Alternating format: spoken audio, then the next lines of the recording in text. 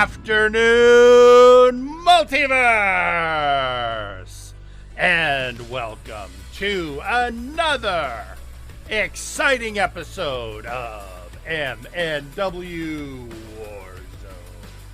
I'm your host, Warzone General Manager Jerry Aldini. And with me here in the booth is Mr. Pete McPherson. Good afternoon, Multiverse. And today, well, we got a lot going on, folks, as we always do. It's never a rest on your laurels time in the Multiverse. So today, first off, we have tag team action when the Lawds will be taking on the Dark Lords. That feels like one that was inevitable. Definitely. We are also going to have a well, let's just say that we're going to be having some very interesting surprise matches. But I'm not going to make it a surprise. I'm giving it all away, folks. Today we are once again being visited by Flashbang's own Alexis Edmonton, the holder of that mysterious brass briefcase. It could be one of our belts she goes after, but she will be taking on Spectre Sonata's own TeeKay. And in our main event, Gunner Birch of the Night's Watch, the current interim leader of Night's Watch, will be taking on the Outlaws' JIR Killer, because that feud is on fire. But one other question we've got to ask ourselves after his victory at Ohio Valley Slaughter. The question that should be on everyone's lips is, what's next for the multiversal heavyweight champion, Wilson? Well, I have learned one thing over all this time working with Wilson, and that is it is a fool's errand to speak on his behalf. So let's let Wilson tell y'all, let's head down to ringside.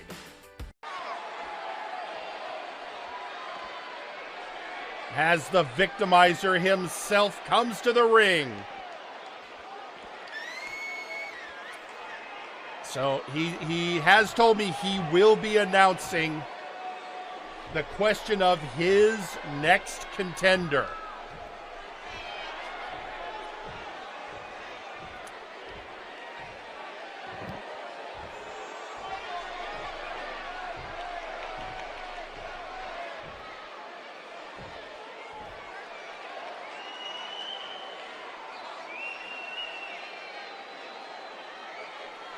All right, listen up, everyone.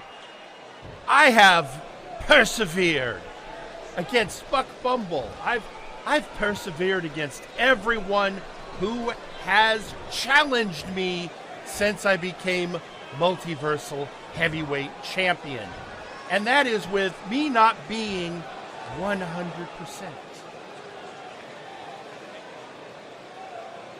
And I realized something.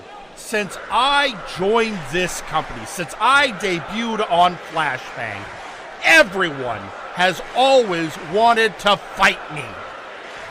So many people want to fight me. And you know what? There's just so many of you. So we're going to have to clear the decks, as it were. So next week, I am going to defend the Multiversal Heavyweight Championship on free television. And who am I going to take on? Well, the question is, who aren't I taking on? I am going to take on Jagger Blackthorn. I'm going to take on Johan Mjoln. I'm going to take on the Janitor. And yes, you big galoot, I'm going to take on the Beast. I am going to do a 5-way dance for my belt. And now's your chance in my week. Come on, take on the weakened lion. See if you can come out on top before I rip out your throats. See you all next week. Oh, by the way, Jerry has a surprise for you. Well, there you have it, folks. Next week, and we already had this talk. Next week, Wilson is going to take on his 4 top contenders all at once. This, it could arguably be the best chance someone's going to have to unseat the victimizer. But Wilson also mentioned a surprise, and then I do. He told me, and I'm you know what? I'm giving this to him as an olive branch because he keeps thinking I'm trying to sabotage him. But we are going to see all 4 of those contenders he's going to face next week right now in tag team action. So I guess there's nothing else to say, but let's head to ringside.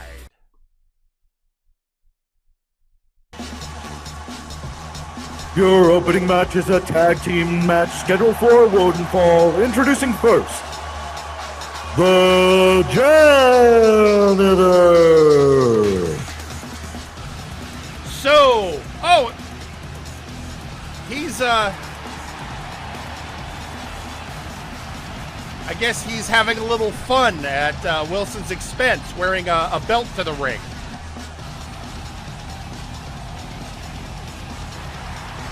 I suppose that's a call out right there.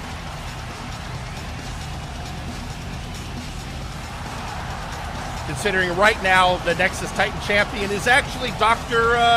Grimm. I gotta talk to Travis. That's not often you see the Janitor doing something like this, but I guess he's got a point he's trying to make here.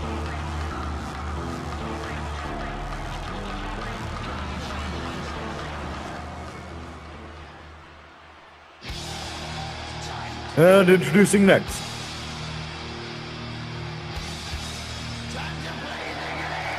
Jagger, Blackthorn.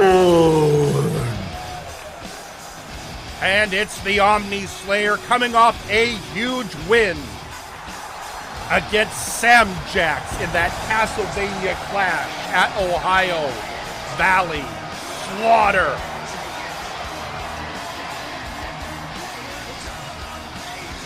And now, next week, he is going to get a shot at claiming the Multiversal Heavyweight Championship if he can come out on top of 5 other opponents.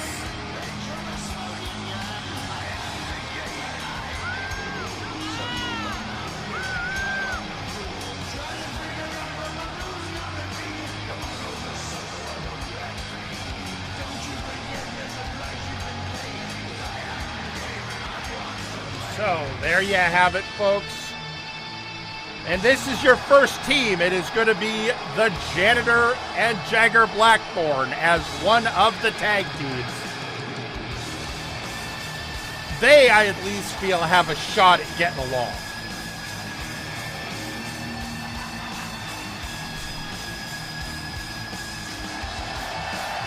Of course, Jagger has had shots back when he was on Flashbang at their heavyweight title. This will be his first crack over here on Warzone.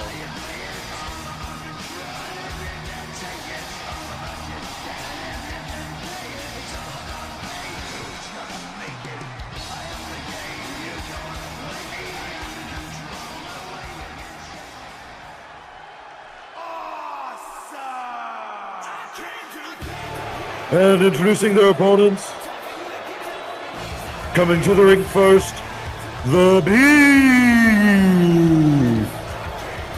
Is the grade A-lister, member of VIP, former tag partner of the Victimizer himself.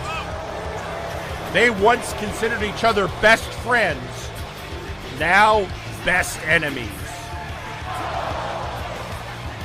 And he has been, more than anyone else, the one pushing for a shot, but also telling everyone to wait their turn.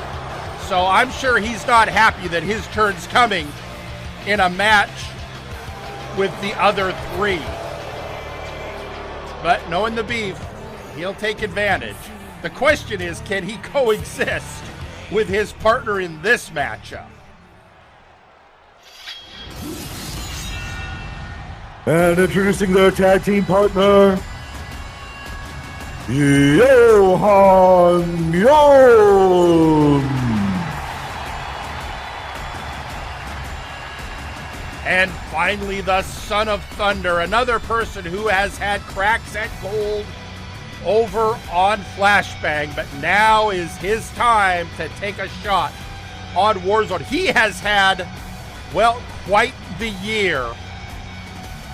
Memorable matches. He is, and let us not forget, this is the man that destroyed the Empire of Terror once and for all over on Flashbang. Now, next week, getting a shot at the grandest prize of all with just the outstanding question. Tonight, can he get along with the Beef?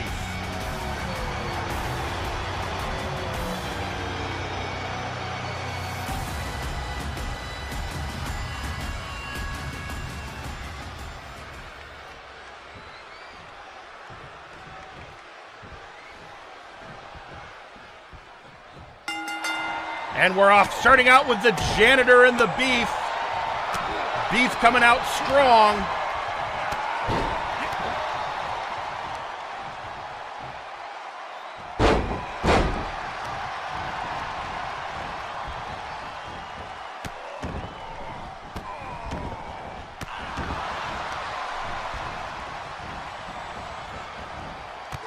Oh, stomping on the Janitor's hand.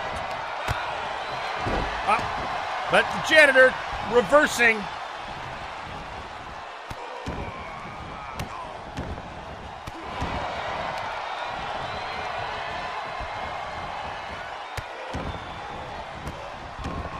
Janitor seems very focused on the hands right now. Well, I feel returning the favor, A, but now bringing in the Omni Slayer.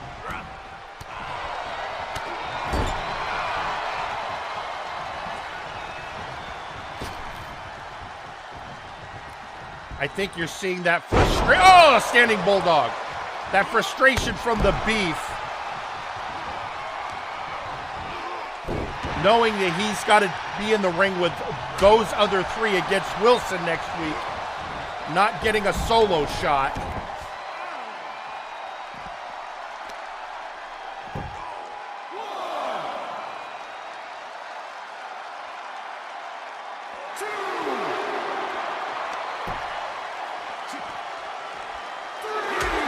Oh! Hell of a backhand from Jagger.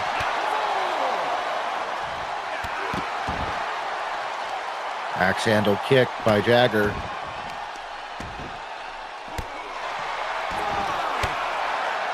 Count now up to 5.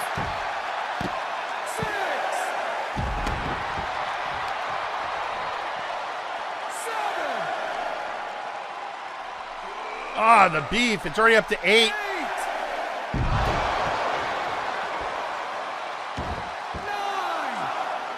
Wait, oh, you're not. And Jagger breaks the count. I think the Beef was going to let it go to a 10 count in protest.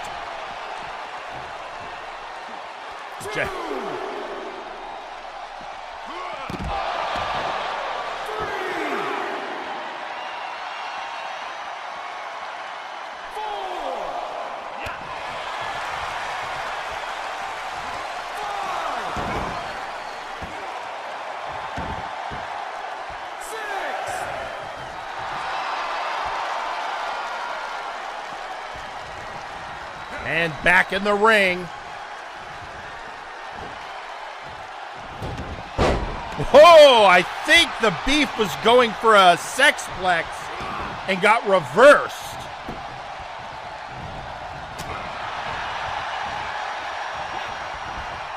Johan and Janitor now the legal men.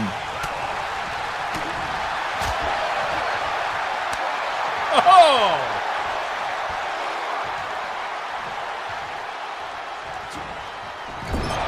Ah, snake eyes. Oh, but again, that educated kick of the Janitor.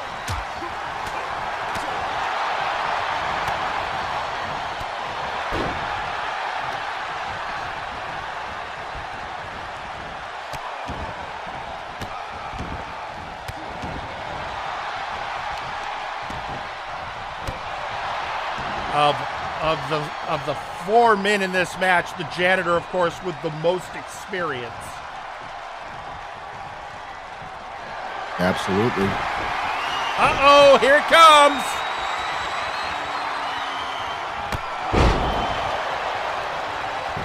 Ladies and gentlemen, the Hunter's Mark connects.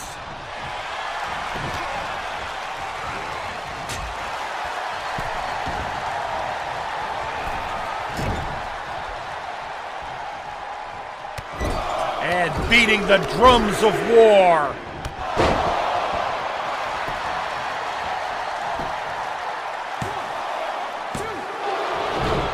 They got it too.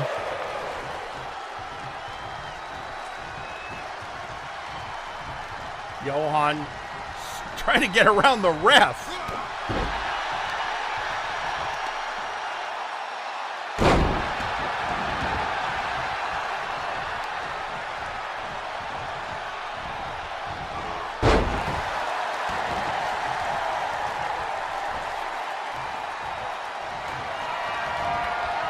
And Ragnarok connects.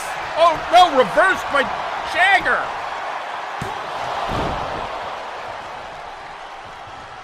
Only gets a kick out at 1 though.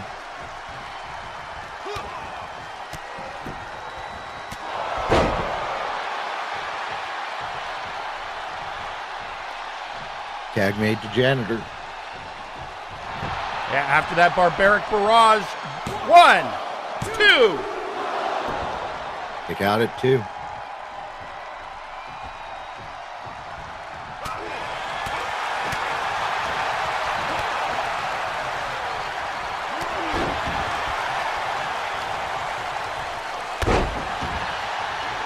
Then, again, the experience of the Janitor, even felling a demigod.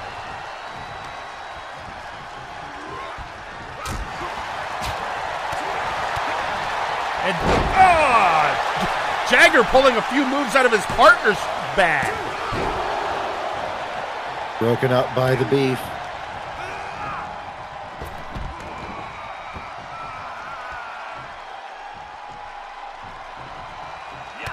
Oh, fake out.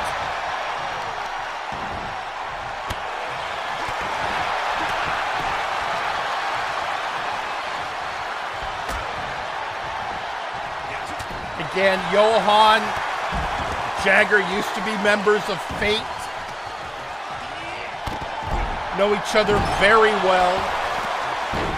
The Beef and the Janitor have been going at it outside the ring the whole time. That is an interesting strategy. Might pay off. Well, another DDT by Jagger.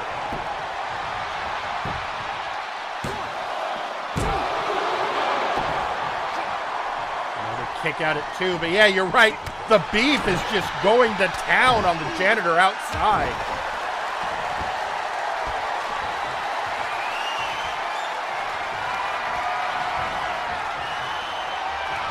And the Godslayer strike connects.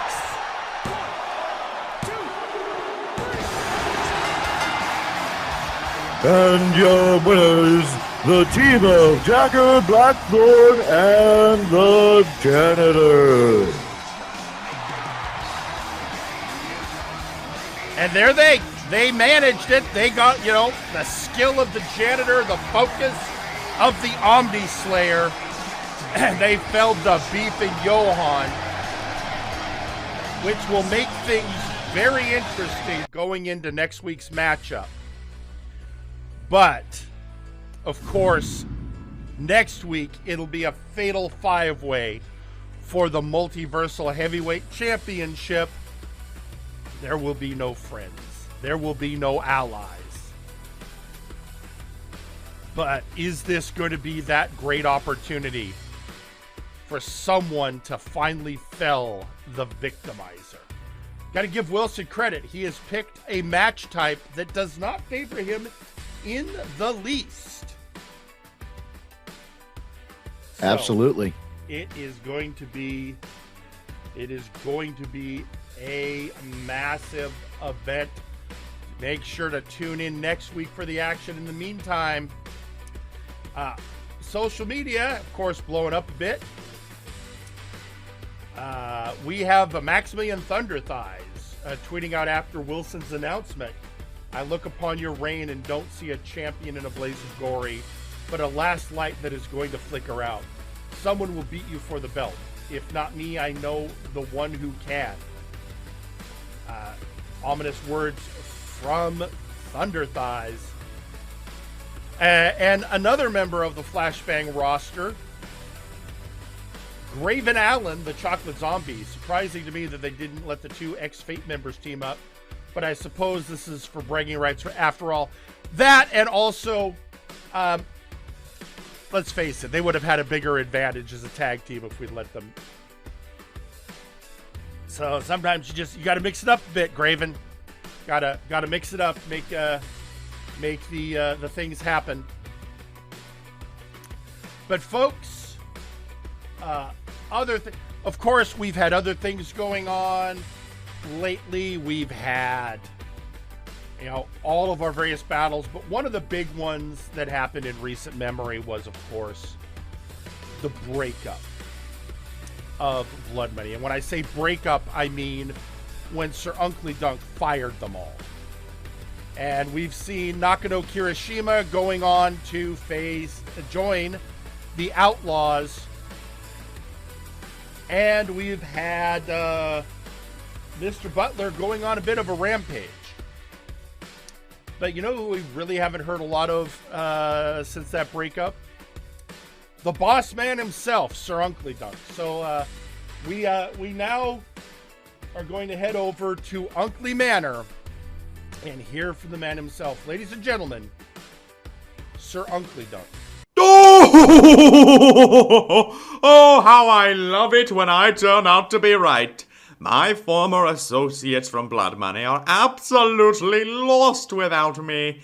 Butler is getting himself throttled by picking fights far above his weight class, and Nakano floundered his chance at the Nexus Titan after crawling to the Outlaws for help. As for me, well, my match last week was merely a warm-up. I have big ambitions, and now that no one is holding me back, I am free to fulfill those ambitions as I wish. The only question is, where to go now? The heavyweight belt? No, that scene is far too crowded as is, and I'm not giving Wilson the attention he doesn't deserve.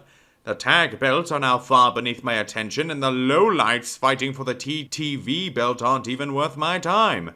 Oh well, I'm a patient man, and I will strike when the opportunity presents itself. Well, I guess in the meantime I'll buy a homeless shelter and turn it into a sweatshop. I wonder if Butler has been living in one after I threw him out. Ouch. Yeah, I guess, ooh. I mean, on brand. On brand, absolutely. Sure. So, before we get to our next match, someone asked for some ring time. Somebody who, doesn't usually ask for ring time. Honestly, we haven't heard from very often. And I would be lying if I said I wasn't just a little bit nervous. But we're going to head to ringside anyway. Let's head over. And let's hear from Carcharodon.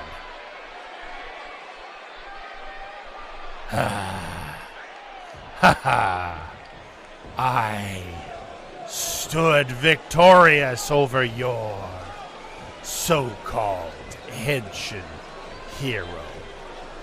I left him too stunned even to respond. And that's because I am what I am.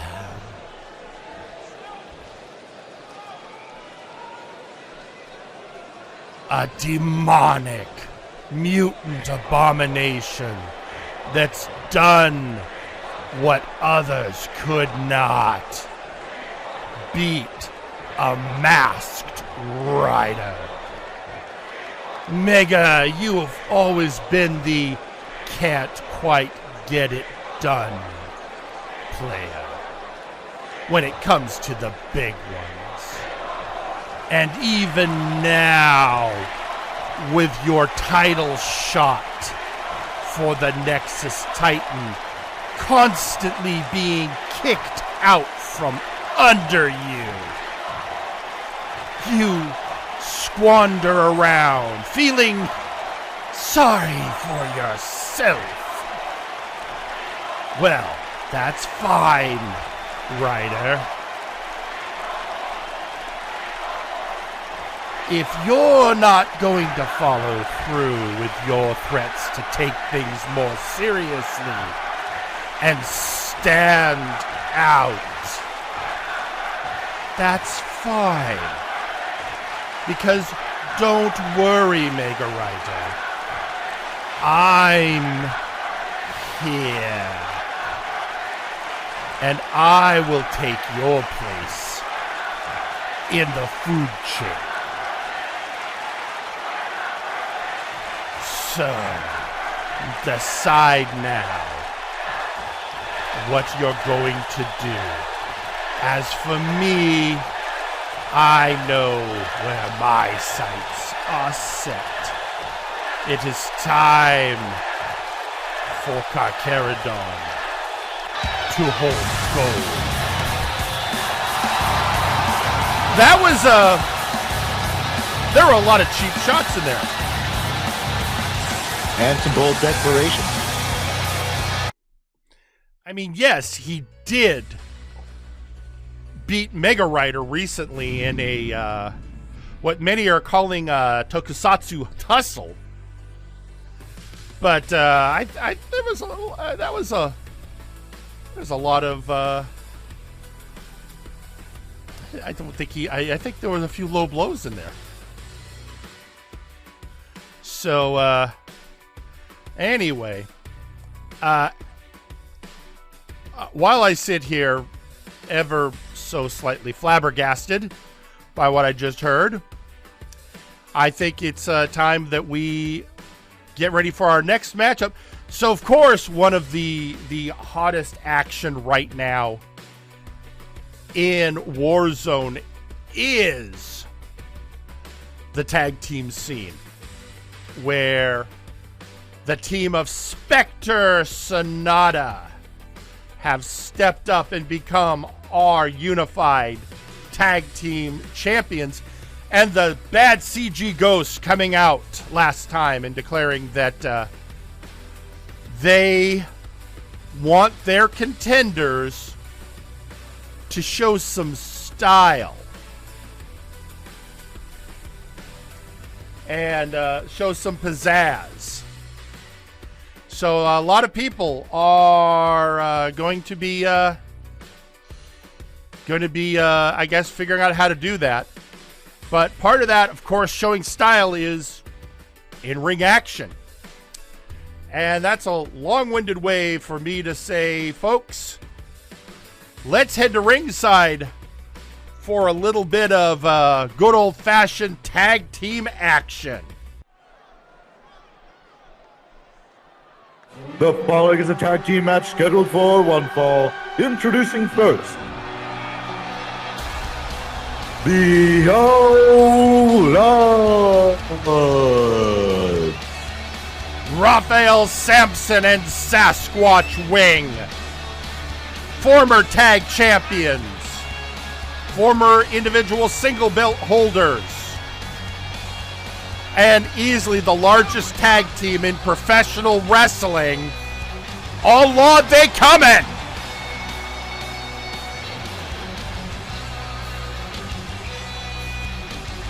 I think they beefy. Sorry? Big, beefy, beautiful men. Yep. And they're probably, I guarantee they're hopped up on Squatch Roast right now. And introducing their opponents, the Dark Lord.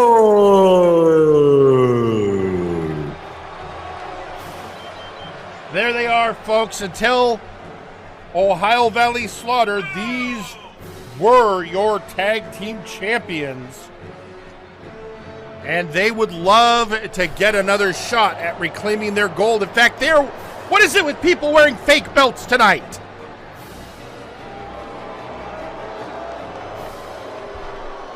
That is not what that CG Ghost meant by style, guys.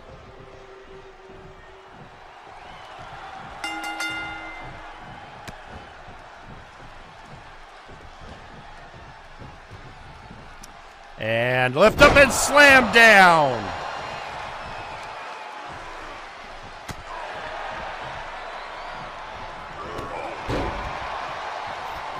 Oh, XR Coon getting a blow in on Raphael Sampson, but even a Sith Lord has to bow before the judge of the multiverse.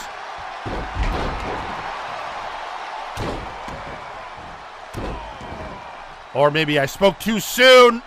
Trio elbows.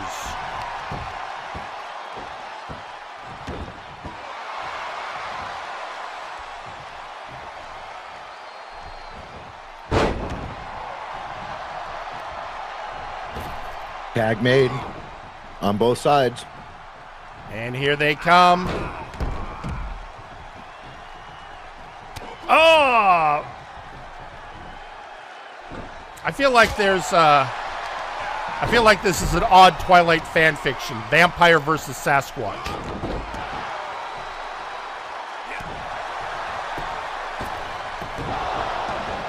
Oh, whatever Jot was planning didn't quite stick.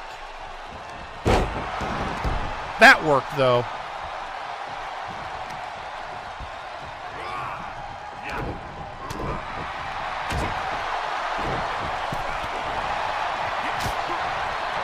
Just driving blows on the big man.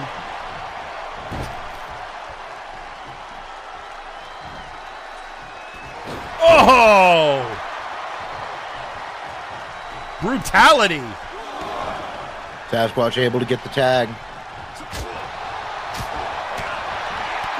But John is still going. Oh, good distraction by Squatch. Gave Roth an opening.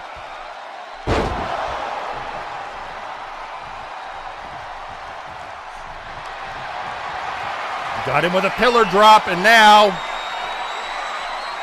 just stretching him out.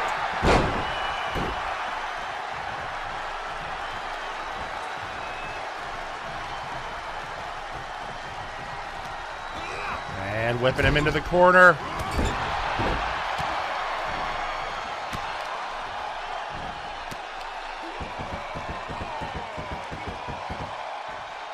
Oh, the knees.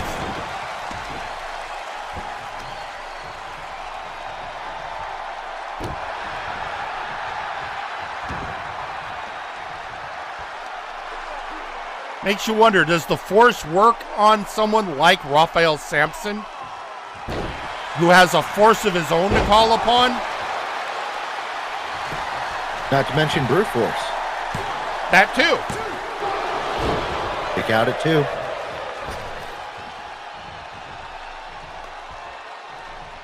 Tag made, in comes Squatch.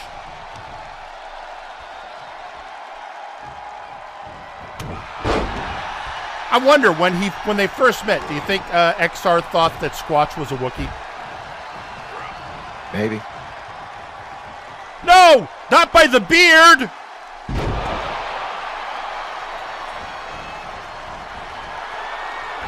John now going up top. Oh!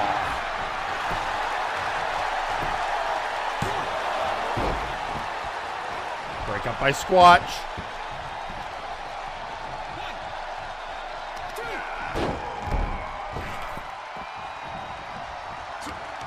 That was, I think, Squatch just flexing on Jaunt. Moonsault. Going for the pin. Broken out by Sasquatch.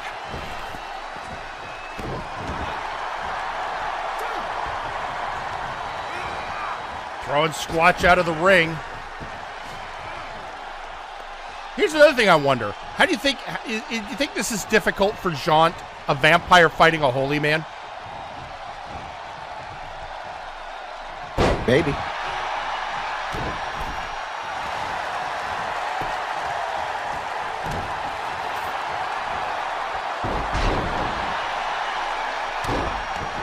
The 2.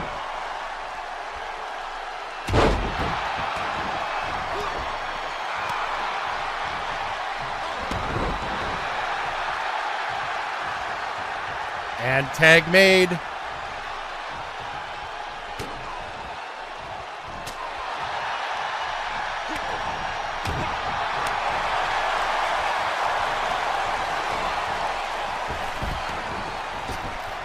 And down go outside, but now he's got to face Raphael before he can get his hands on Squatch again.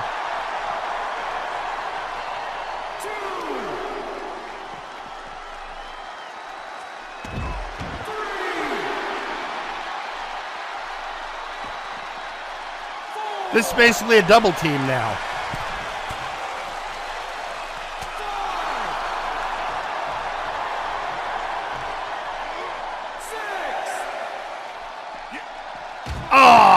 Oh, Sith Lord busted open.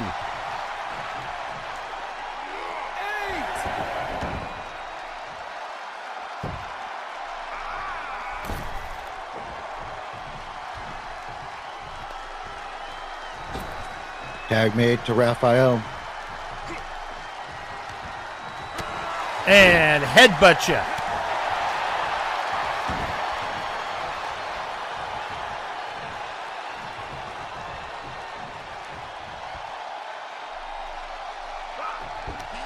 Scoop, slam.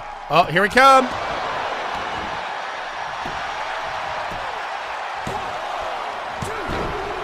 Okay. Broken up by Jaunt. I'm going to be honest.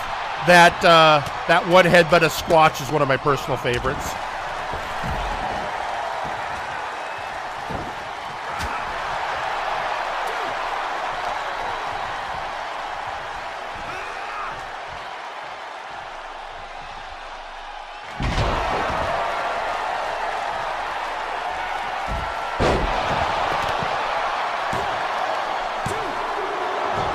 And the force shall set you free, but Squatch manages to kick out.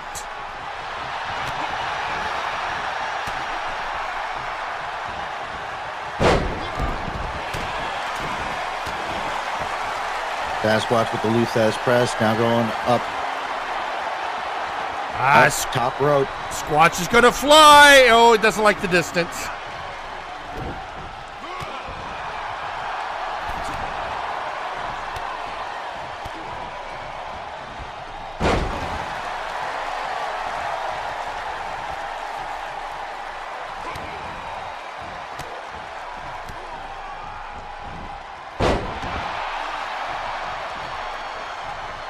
Tag made to Jaunt.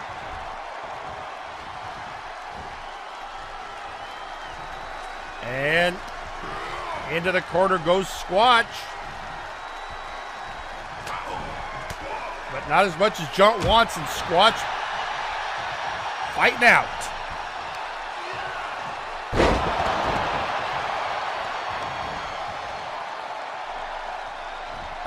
Here we go.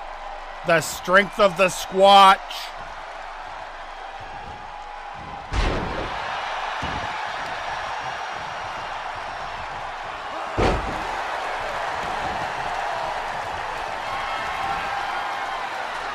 Sasquatch attempting to go up top again.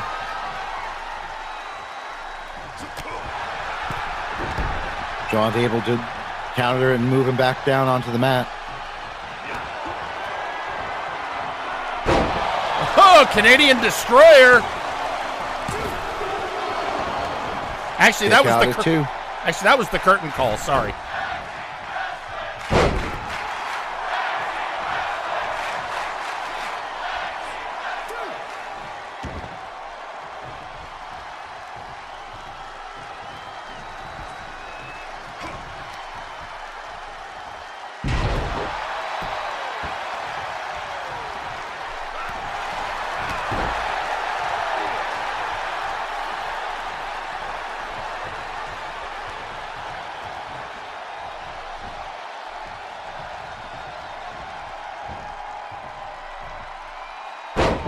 Oh, well, there you go. Sasquatch. Tag made to Raphael Sampson. That wasn't the Sasquatch, but, you know. Oh, wrench in the arm with the rope.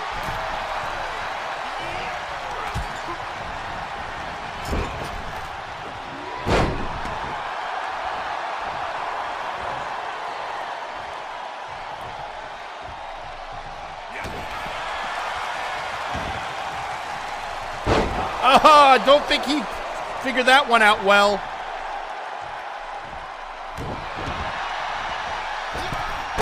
There you go.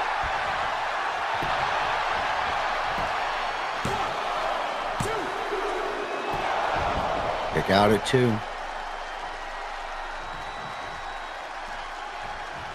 Drop, bringing him back up. Oh, Roth gets out and is being sent right back.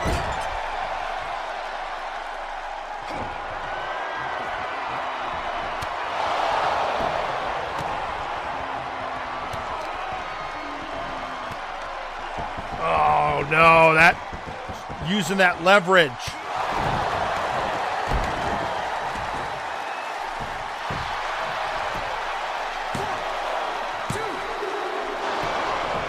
Kick out at 2. Bringing the big man up. Again by the beard.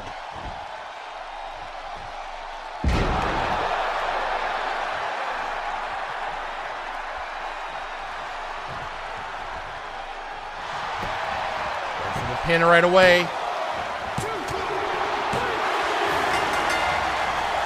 And your winners, the Dark Lord.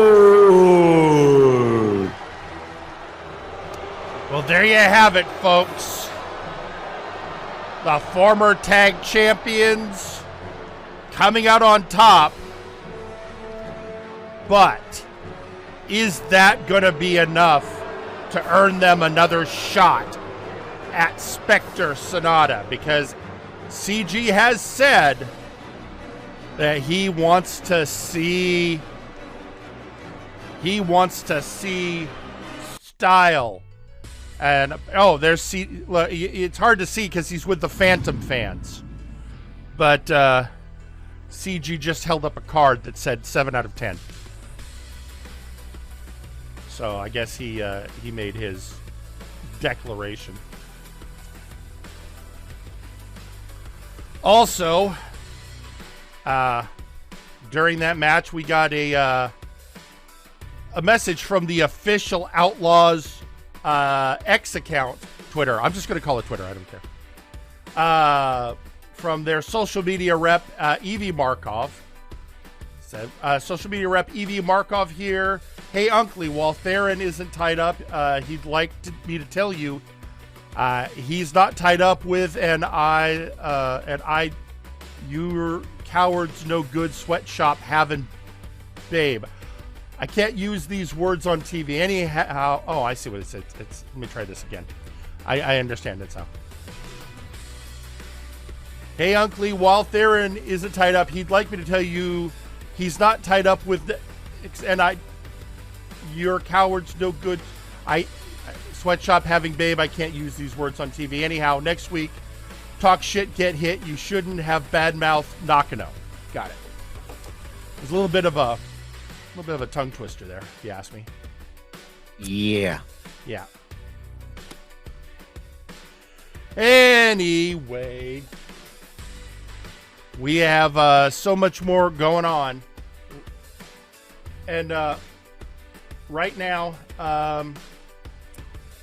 well, we're going to head down to ringside to hear from one of our, let's be honest, just an all-time favorite here in the multiverse. And that is, of course, the Dwarven Prince, Dagrik. All right, listen up, you shites. I'm a wee bit pissed, if you want to know the truth, and you know why? I've been waiting and waiting for the finals of the Brawl for y'all, and it's still not been scheduled. So, I'm not going to just sit around and wait for a chance to conquer the All-Father and Mega Rider. Instead, I'm going to make my own opportunity. And I'm going to take the closest opponent and the closest prize there is.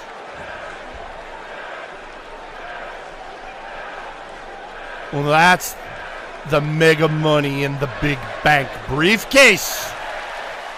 Last pay-per-view, all of VIP were beaten by a bunch of nice guys. Revealing one thing about Ozir that I've known for quite a while. Ozir, you're weak.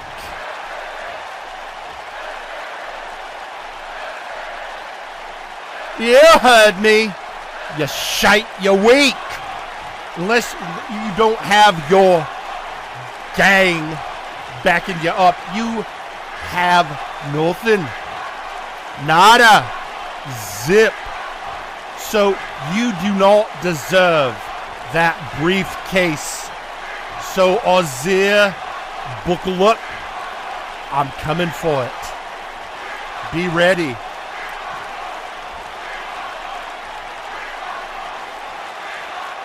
Oh, I know what you're saying. Well, I won't put it. I won't give you a choice. I'm coming for you. I'm coming for the briefcase.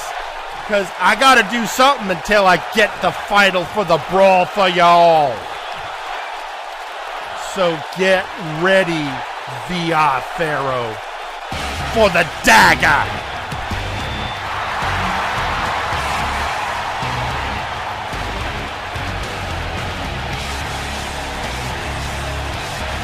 I mean, to be fair, the reason we haven't had the brawl for y'all, there's some overhaul going on the MNW YouTube channel, and because of that overhaul, we just haven't had time to schedule that final matchup.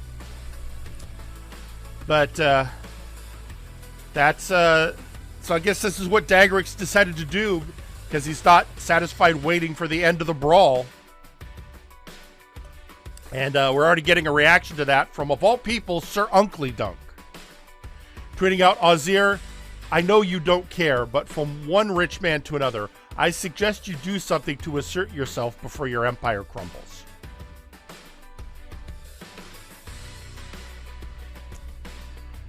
So, right. Okay, well, that's, well. So, while we contemplate that, folks, with various issues, Dagrik did bring up the Just Nice Guys who did deal with VIP at Ohio Valley Slaughter. But one of the things the Nice Guys have been very clear about is one of their biggest issues is with bullies. And while not necessarily a bullying situation, there is, let's be honest, the issue going on with all of the ex-members of High Voltage. And I bring those up in the same breath because that leads to our next match. So let's head down to ringside. The following match is scheduled for one fall. Introducing first, it's gotta be Cain. Cain. I suppose as close to a leader as the Just Nice guys are going to have.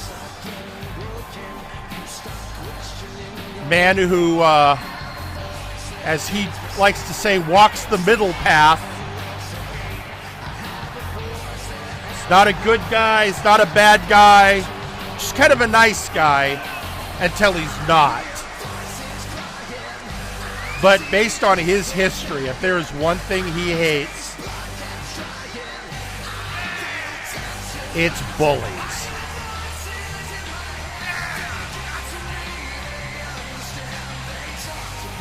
And here he comes, master of 8,602 moves. Always the question, how many of those moves we're going to see tonight?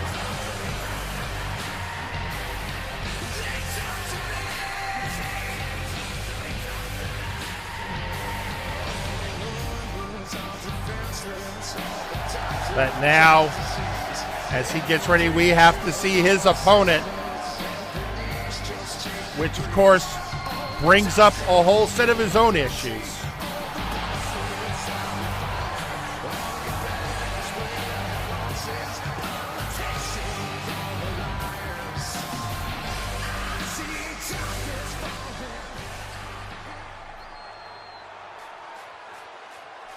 And introducing their opponent, Injustsice, Jhake.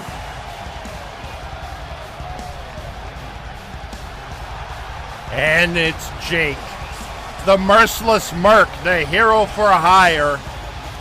And again, let's be honest, there's been a lot of issues going on with all of the ex-members of High Voltage.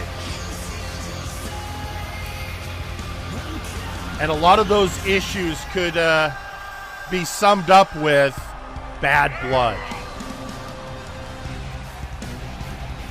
Wonderball, Aiden Zero, Zeta, Chasley, Jhake. And again, the only one who's not getting involved is Yakiniku Party because he's off busy being a space cowboy. So now, can the merciless merc take on the nice guy?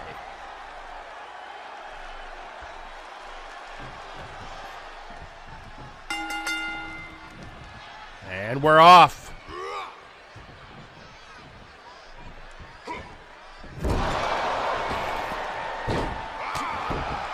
And right off the bat, back and forth.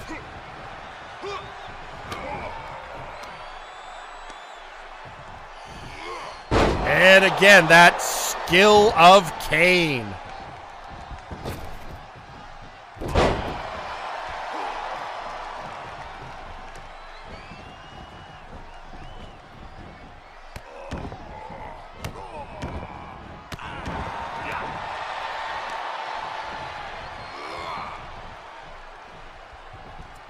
And bringing Jhake to the corner.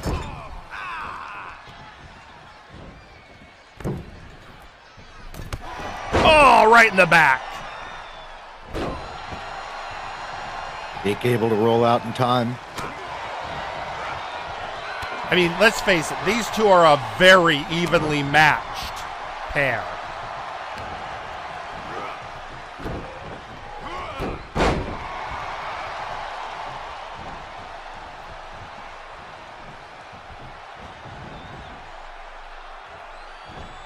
And down.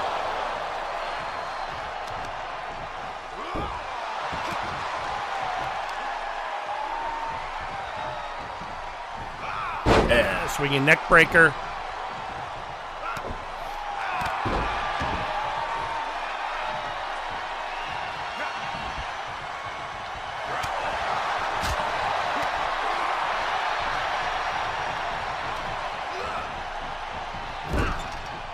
Cain in the corner now.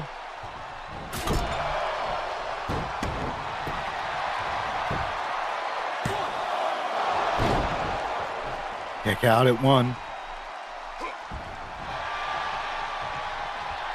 And going for another neck breaker. Going up to Brett's rope.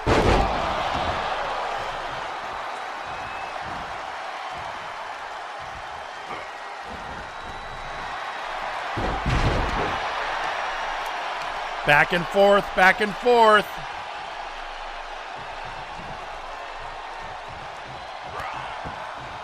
Cameraman, come on. I don't. Direct. What? No, that's not a better angle. There we go. Cain setting up for something. Ah, the 309.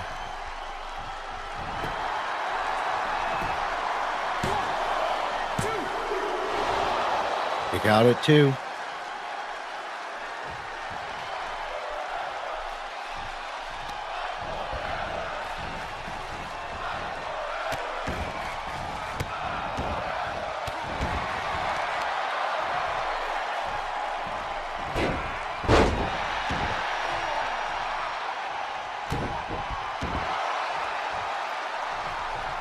Oh, right in the basket.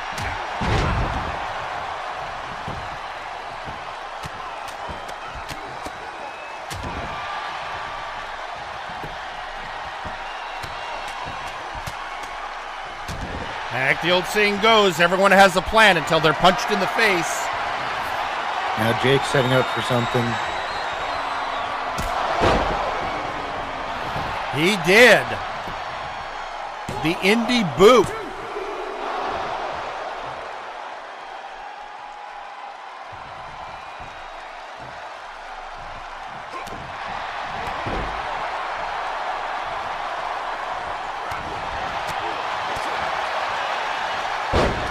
Snapping him over, and knee to the face.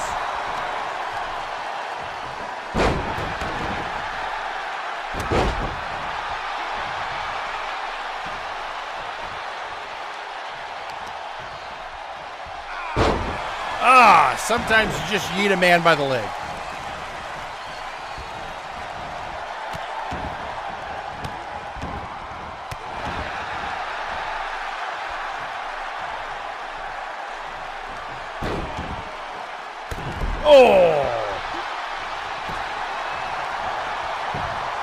Cain going for the pin. Kicked out at 2.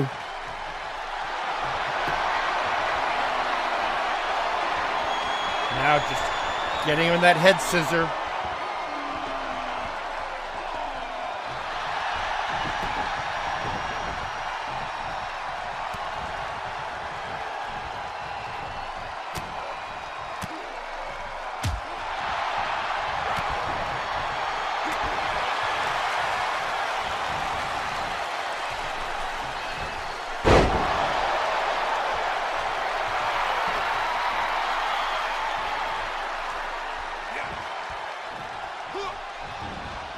Going for something, but blocked by Cain.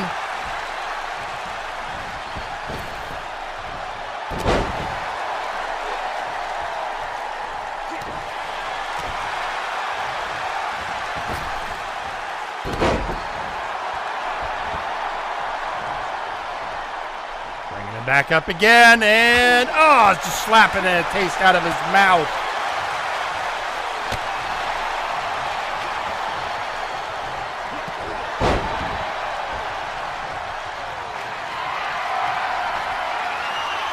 And again, the 309 connects. Now going for the pin.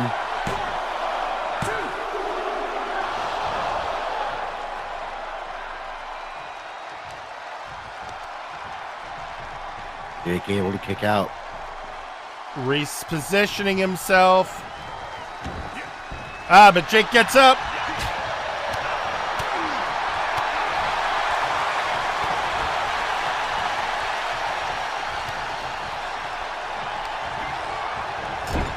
Into the corner he goes.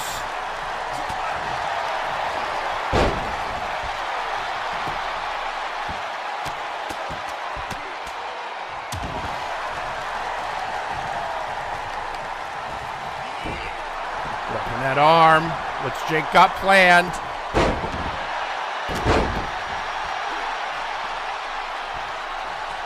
And he will counter the leg sweep into an elbow drop. Now setting up for something. A third 309.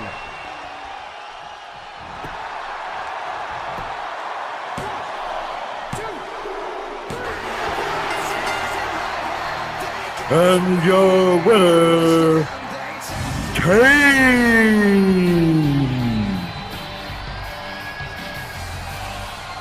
Well, after coming off that victory at Ohio Valley Slaughter, now Cain, I feel, has made his point with Jhake. But folks, what I can tell you right now, this is not the last match. In fact, where we're going to see the Just Nice guys with ex-High Voltage members. In fact, our next match after this, we'll see another matchup of that particular combination.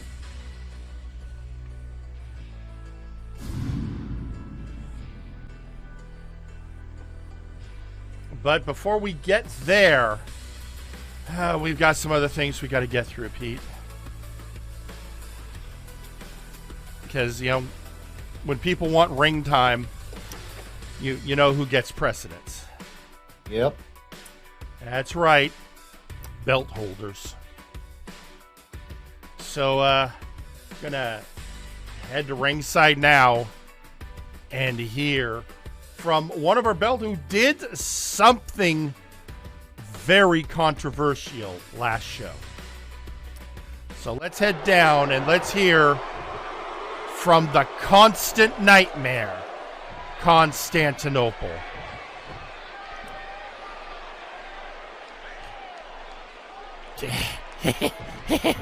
So, everyone is calling my actions last week unfair, but they were justified.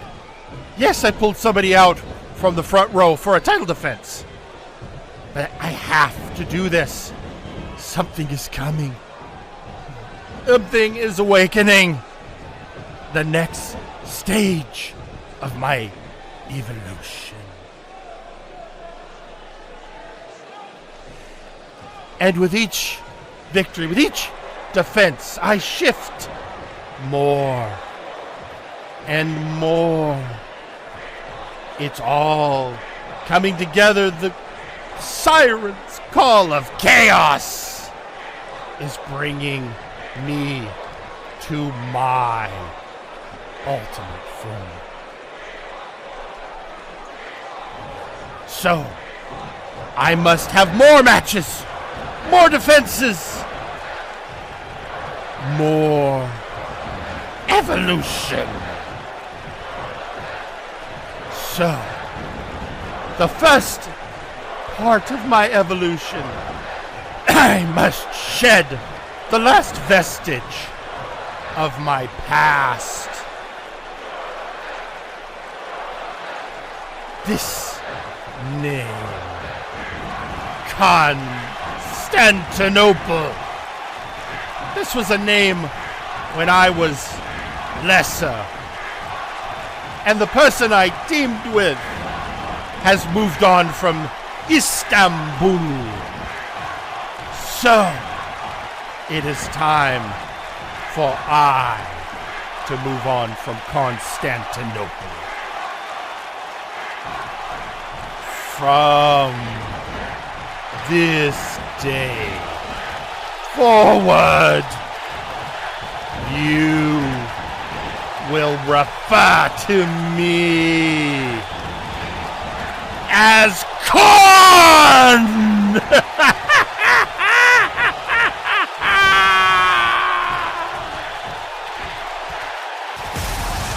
I will see you in your nightmares.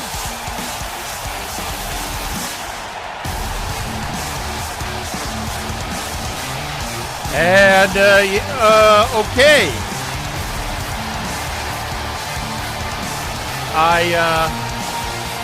So I guess, we have a new name for the constant nightmare. Cain.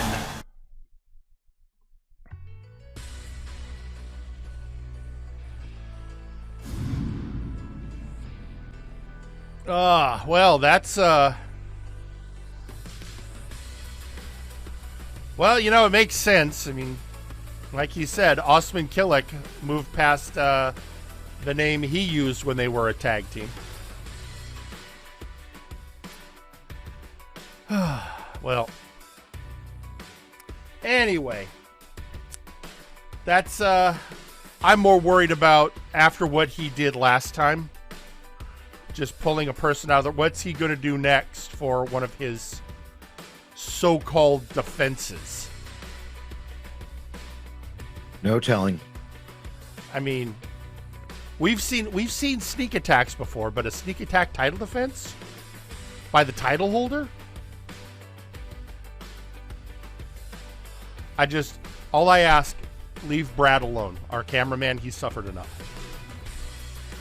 That's, it's a small request, but I think it's valid. Anyway, I think the important thing we can do right now is move on. So I promised you a match. Well, actually, hang on. Before we move on with that next match, looks like we just got a social media post. Got a couple of social media posts. First, we are going to be hearing from Mr. Butler with saying, why can't you warp-infested freaks just stay in the Eye of Terror with the other abominations? To which I say, have you seen our roster? Next, the constant nightmare himself, Cain. His Twitter account is sending out a Warpstone Lad update. Project Constant Nightmare reaches its next stage. Let us see what new mutations we can send your way, Multiverse. That is not comforting. I don't like anything in that tweet. And then finally, Tyson Smith of the Just Nice Guys. There's something coming out from him. Guess he is coming out and following Cain to the back and is smiling from ear to ears. And what we're getting is, see that even when we aren't together or coming out for each other, just shows how much stronger we are since the bickering with VIP. We just keep getting. We are just getting started, so everyone else could. So every so-called bad guy of MNW, get ready. Kind of lost the thread there for a second. Anyway, let's, with no further ado, let's get to that next matchup, which does feature another nice guy. Let's head to ringside. The following match is scheduled for one fall. Introducing first,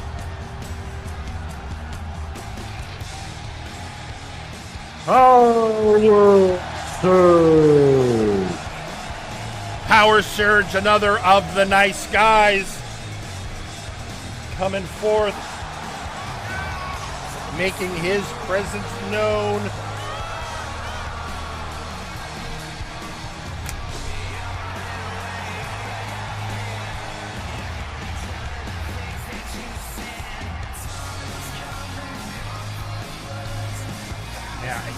Power Surge, still very much the young lion of MNW, but of course has been making great inroads, and I think the Just Nice Guys built him. It's not a faction, it's just a loose affiliation.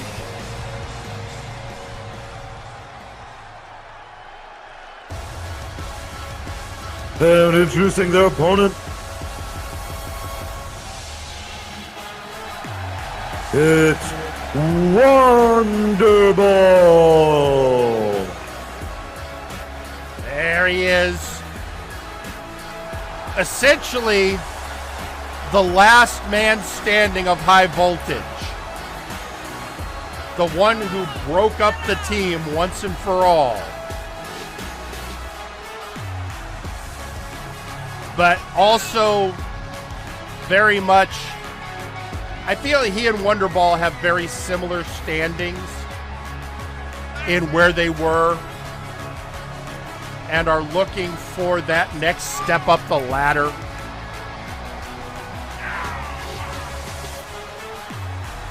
So the question is, which one is going to seize the opportunity?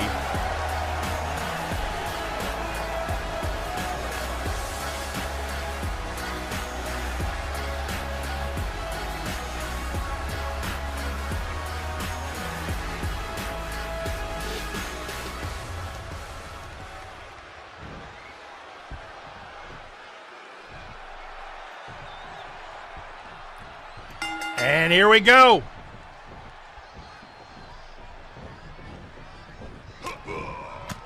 Wonderball was set up for something, but he took a little too long. You can't waste your time with somebody as, well, energetic as Power Surge.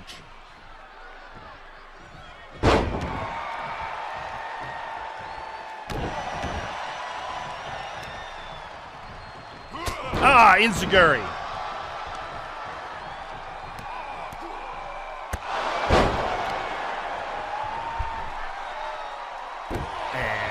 Knee to the elbow.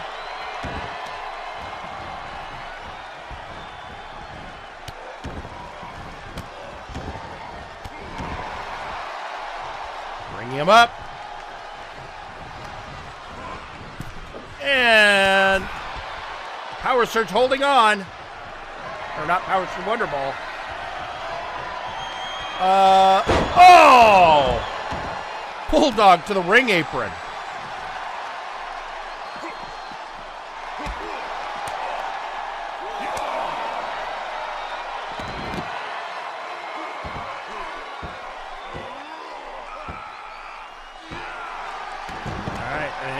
Over.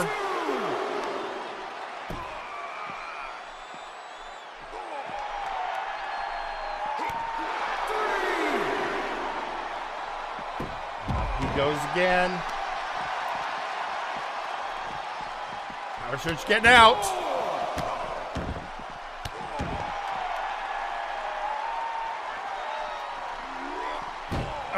Into the steps.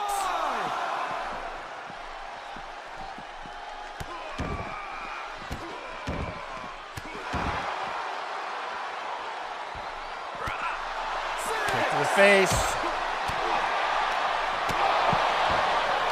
Power Surge taking advantage, but we're up to a 7 count.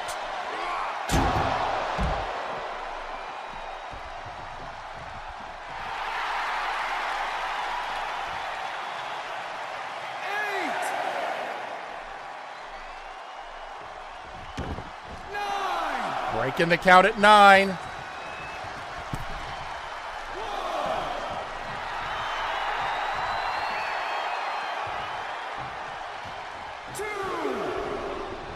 Pacing Both each men other. Now back in the ring. Yep.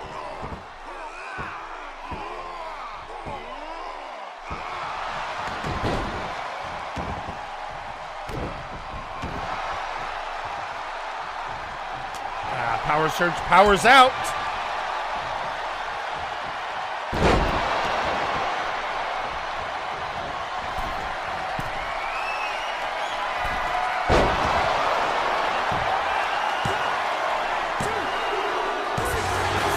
Wow! And your winner, Power Surge. I think Power Surge just knocked Wonderball senseless and got the pin.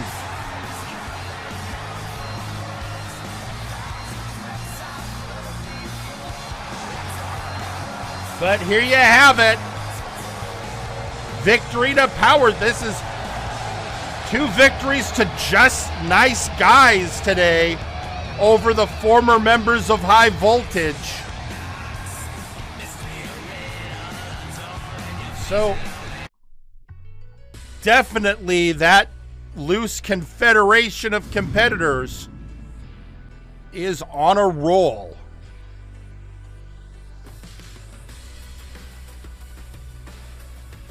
And he brought the surge.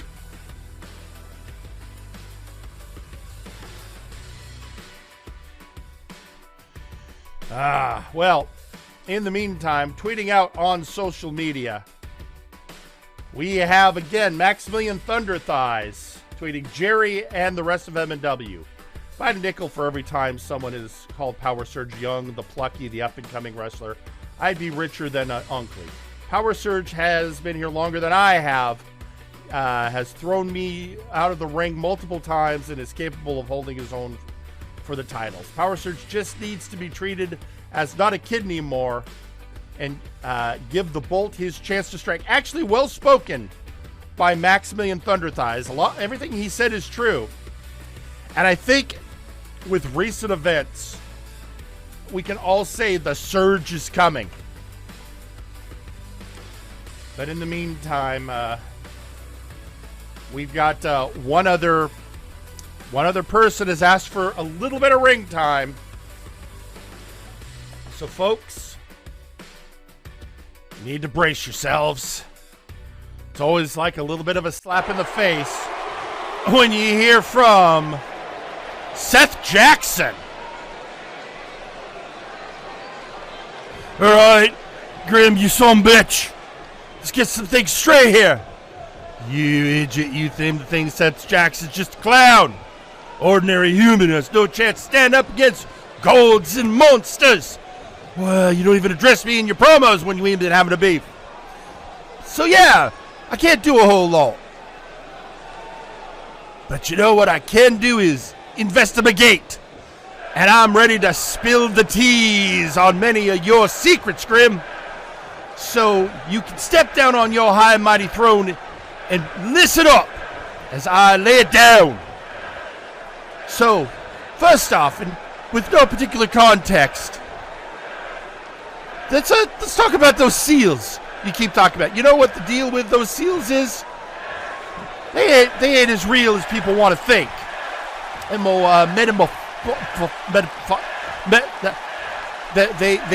well, not what they say. Anyway, also, I know about that deal with those two some bitches from Flashbang, Grim. And I know about Max.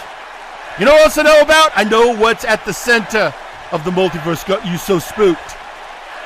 And I know that body you've been running around with the last 3 years. Not your body!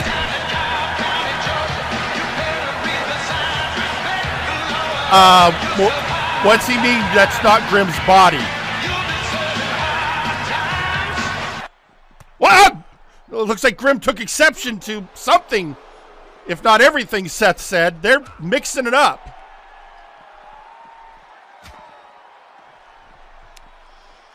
Oh, arm breaker. Seth dumping Grim on the steps.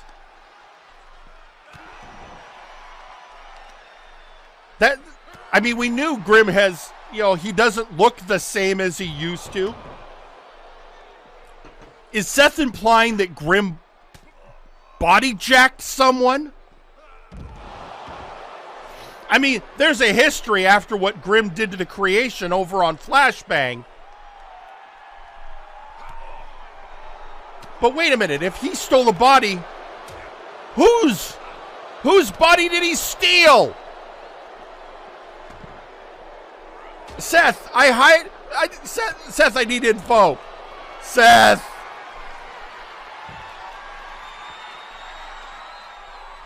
And I know Seth's fighting for his life. Can we get somebody down there and break those two up? Look, we're gonna have to reassert order here, folks. It's obviously things have gone a little crazy. So you know what I think now is, while we figure out what's going on? I think now is the perfect time for us to take a commercial break. So, folks, We'll be back after these words from our sponsors. The following message has been paid for by blood money. Have you ever witnessed a beloved JRPG mascot get brutalized? Perhaps a kawaii character from one of your favorite anime has been through a grueling battle. Or perhaps some jackass just gets off on inflicting pain to them. Well, don't just stand there. Pick up the phone today. Hello, I'm Mr. Butler from the Kawaii Universal Protection Organization. Here at Kupo, we provide treatment and recovery for all the kawaii creatures of the world who have been put through the ringer. Our facilities include therapeutic counseling sessions. Alright, Inferni, calm down! I'm not Paul! Why did we sign up for this? Exercise regimens for full rehabilitation. Holy Jesus! Run! No! Dang nabbit, I told you not to mix up the greens in their diet! And of course, our serene and peaceful men wards. Oh, sweet unholy heaven, who let the tomberries out of the secure way? Yes, indeed. We spare no expense to ensure the safe recovery of our beloved mascot patients. So don't delay. Call 555-KUPO today. That's 555-KUPO. The preceding message has been paid for by blood money. Only those with the right card and the right tastes are fortunate enough to be admitted to the Crimson Cabaret. It is where the most desired, most talented of souls entertain our exclusive club members. We offer 2 levels and live music, be it the voice of a starlet or the company of a charming server. We cater to all tastes, and we are sure to satisfy. So tell us, what is it that you desire? This is the grand opening of the Wild Fang Coffee. Here you can feel safe with your baristas trained in popping a cap in a dude while crafting the perfect cup of coffee. Each has spent 6 months in combat training and trained by Ramsey himself, the National Coffee Chief. They strive for perfection in every cup. And remember, Wild Fang Coffee. Come steal from us. We dare you. Seth Jackson here with the Man Dapper. Have you ever been scheduled for a singles match only to discover your opponent is Helix sucks? Have you ever been powerbombed so hard that your bowels come loose from the intestinal lining? Well, if you said yes to any of the following questions, the Man Dapper is here for you. With super absorbent anti-Hershey squirt technology, we have you covered, no matter how quickly you are plummeting towards a splintery potluck table from the 80s. The Man Dapper, because your ass is a winner. The Man Diaper is not liable for any rashes caused by the misuse of our product, no matter how much Seth says he itches. When you're the type of guy on a hot summer's end day, taking down every son of a gun that ever did you wrong, the first and last thing you ought to do is have that victory smoke. Make sure it's a Vin Smoke. Vin Smoke's Hunter Classics. They got a real kick. Each year, millions of people struggle due to poverty and lack of opportunity. For some, help arrives too late. Hello, I am Sir Uncle Dunk, and I'm here to talk about a group of people who have struggled more than most. The 1%. These wonderful people are a minority the world over and have been persecuted by governments and societies to the point where they're becoming an increasingly small part of our planet. We here at Uncle Corp aim to help those affected by business laws, OSHA regulations, and sweaty wrestlers in spandex. If you make a donation today at 1-800-GIMME-MONEY, we can end the suffering of the rich minority around the world. That's 1-800-GIMME-MONEY. Make your donation today.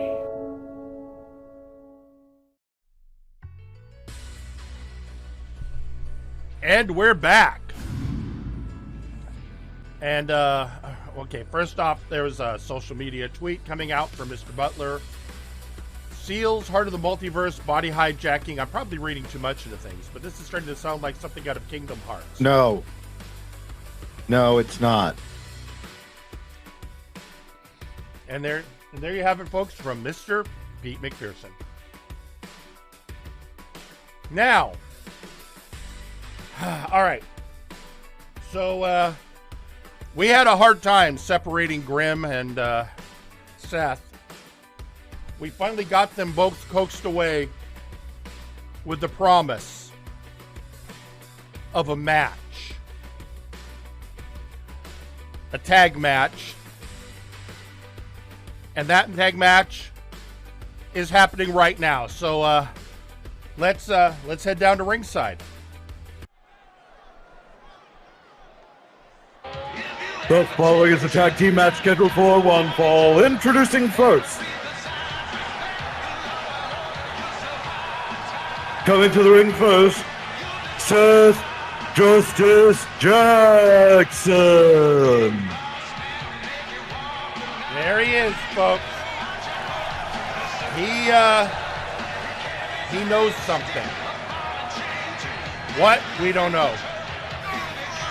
But we know that Seth Jackson is a top-tier investigator and is surprisingly good at ferreting out information. He's ferreted out stuff about Grim,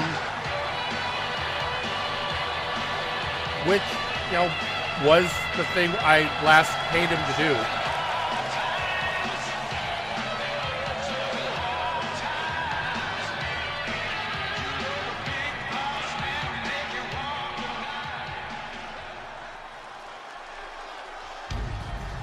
And introducing their tag team partner, Mr. Enigma. And it's the man of mystery, Mr. Enigma.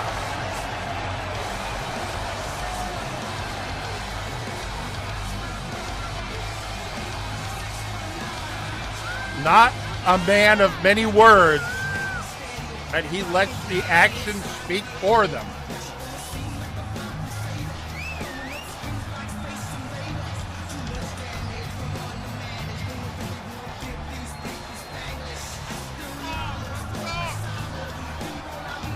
And so he's coming, but I mean,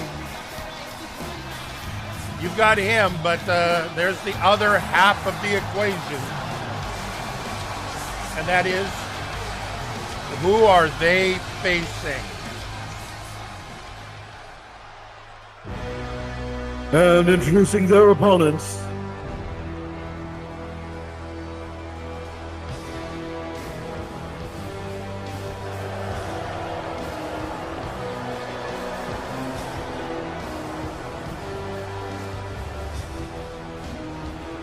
coming to the ring first, Chaz Lee. Well, Chaz Lee, one of Dr. Grimm's partners in the murder cave. Also, with today's theming, another ex-member of High Voltage.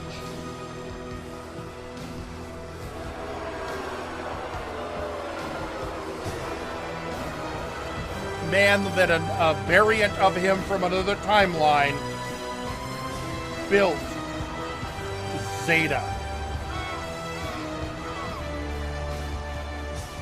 A lot rest. This man has had the strangest effect on the multiverse.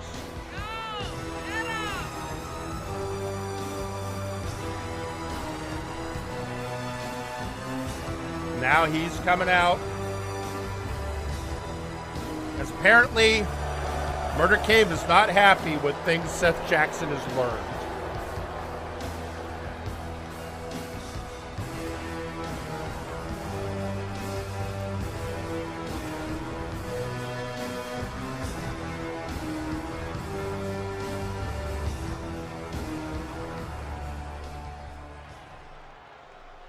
And introducing their tag team partner,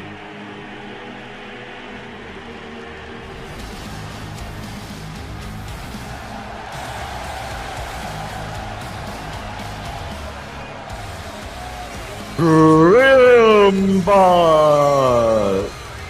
Oh, so Seth comes out and Grim sends one of Chaz Lee's Grimbots in his place. I see how it is.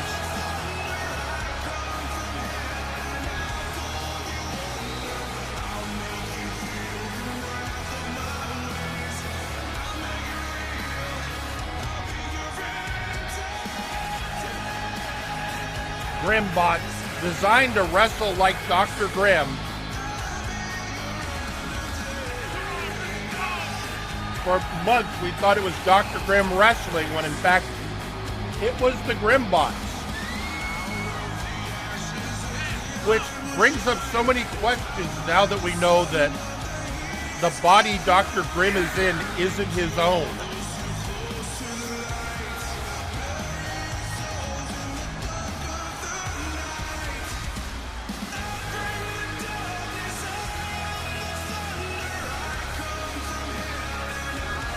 You know, we're focusing on this, but what else? Seth said something about a deal with those two guys from Flashbang and something about bats. What does it all mean?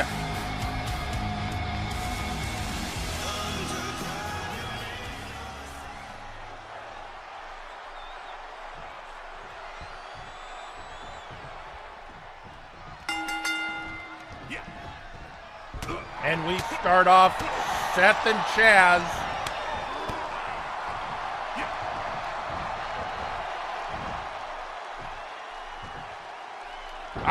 Chaz floats over.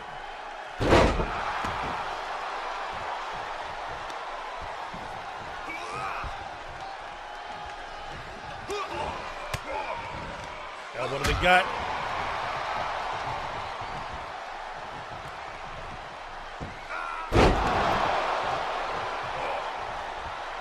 Seth always has liked a good suplex.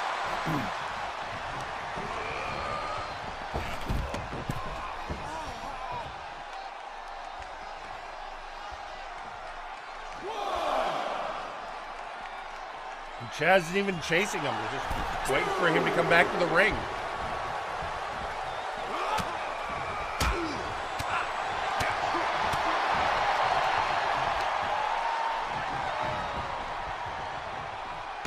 Reverse DDT. Wait, what's going on?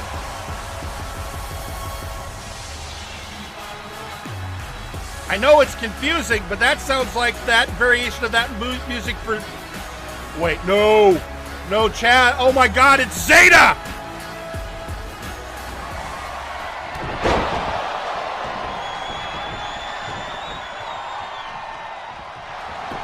And Seth's like, okay, Kick out at 2.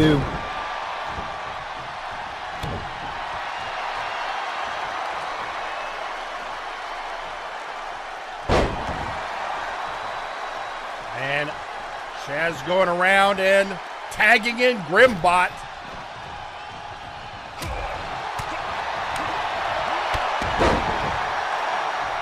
Who knows what instructions Dr. Grimm gave the Grimbot before sending it out.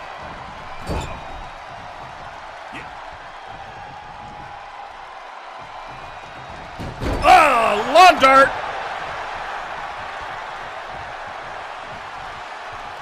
Tag made to Enigma. Enigma going for the pin. Kick out at 2.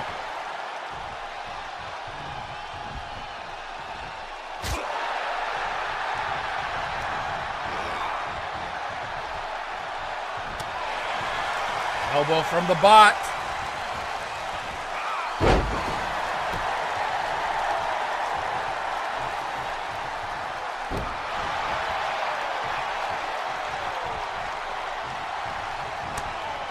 And oh, the claw! The claw slapped in on Enigma. Kick out at 2.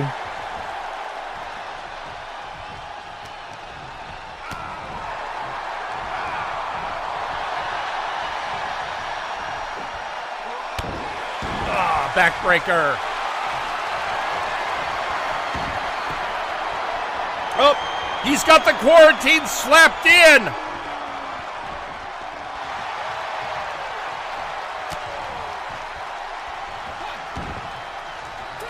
Enigma manages to break out.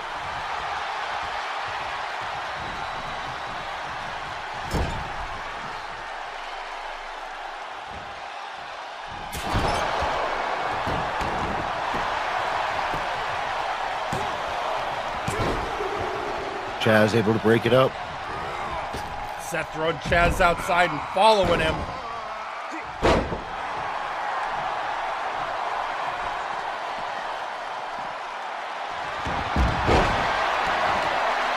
And wait. So the silent treatment locked on Grim. Can he get out?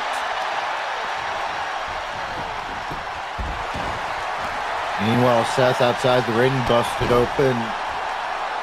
Chaz.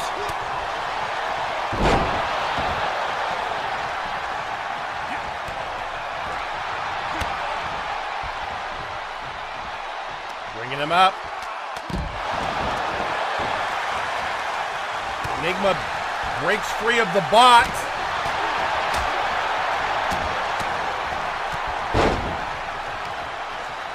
But at what cost?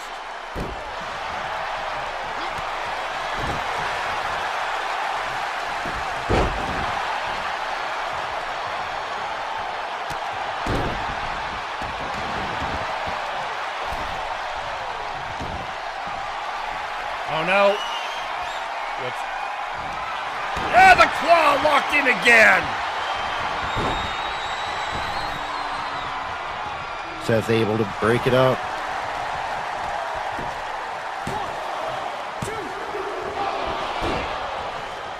Kick out at 2.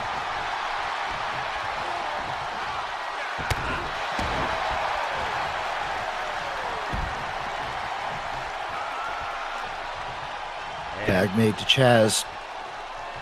Going after our man of mystery.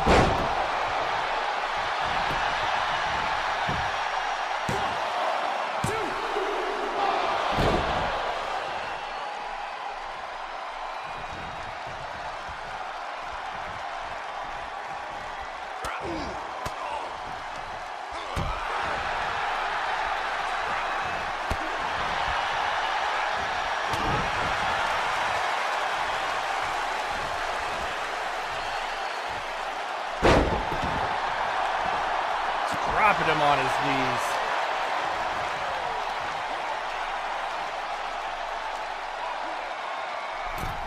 Wrenching away at that neck right in front of Grim. Bot. Tag made to Jackson.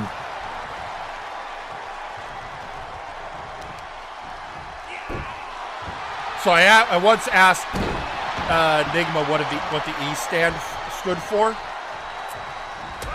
He said elusive. Ah.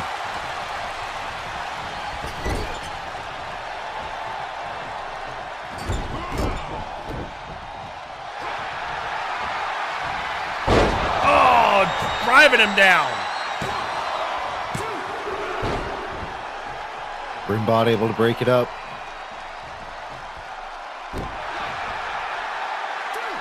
And Seth did a little work on Chaz, and now dropping the Grimbot.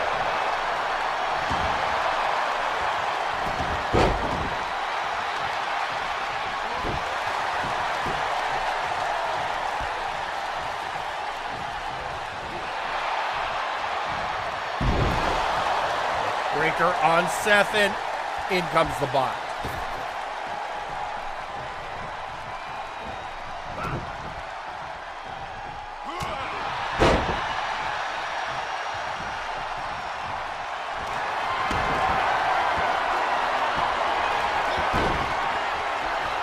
It's chaos in the ring. All 4 competitors in.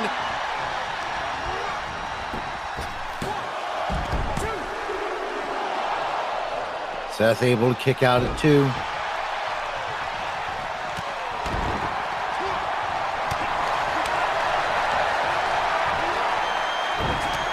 Stomp and a Dragon Screw takedown.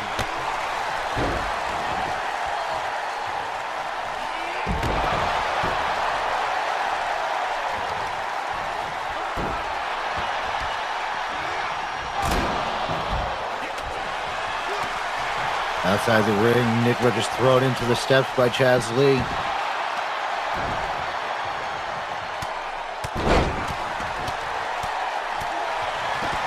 So we have combat in and out of the ring. Oh, the claw!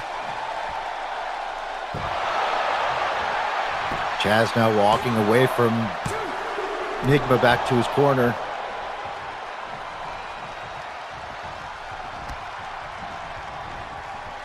The bot's bringing him up. And another claw! Broken up by Nigma.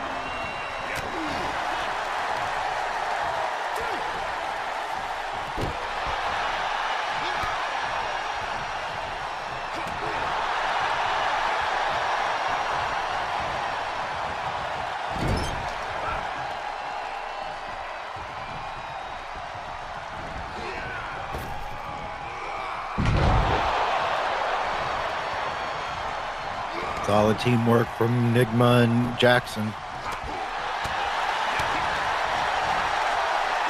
This is true, but the Murder Cave has been together a very long time. Longer than we knew, even.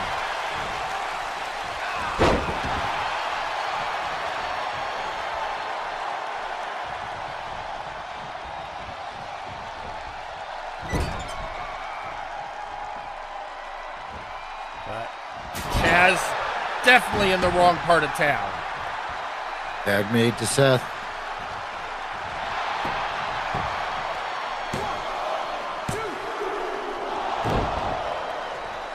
Kick out at 2.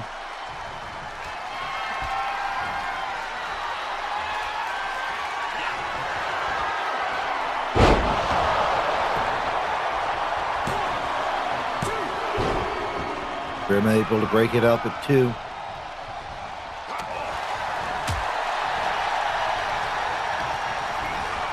Driving Chaz into the corner again.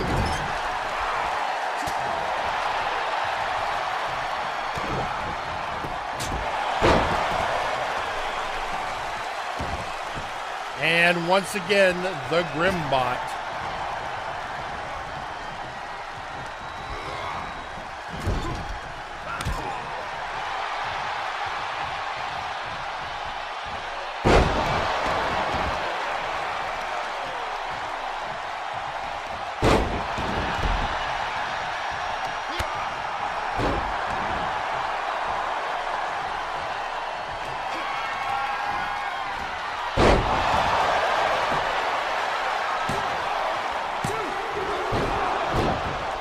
Now Chaz in time to break it up.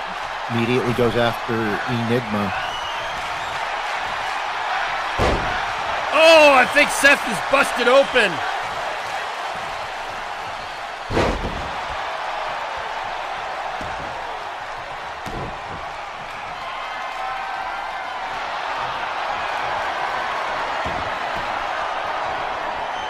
Now he locks in the quarantine. Enigma able to break it up, though.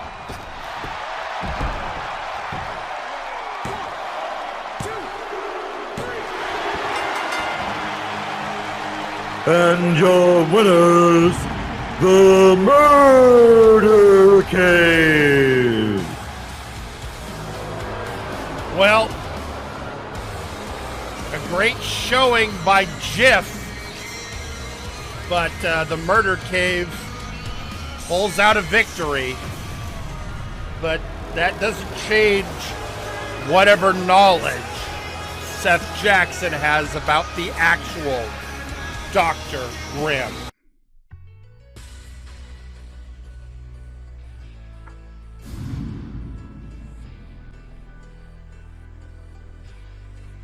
So, with that, this has been a just an insane day, and we still have 2 matches to go.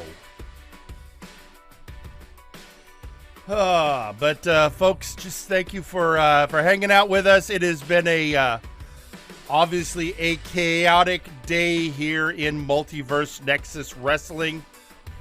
And it will continue to be chaotic tomorrow. Do not forget a special Sunday edition of Friday Night Flashbang will be happening. And in the meantime, if you want a little preview, we are now going to present to you a wrestler from the Flashbang roster making her second appearance in an MNW Warzone ring. So with no further ado, let's head to ringside.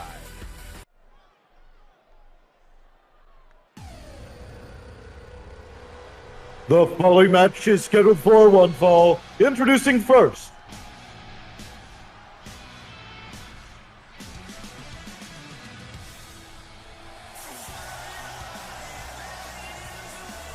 TeeKay. There she is, the third member of Spectre Sonata, coming to ringside.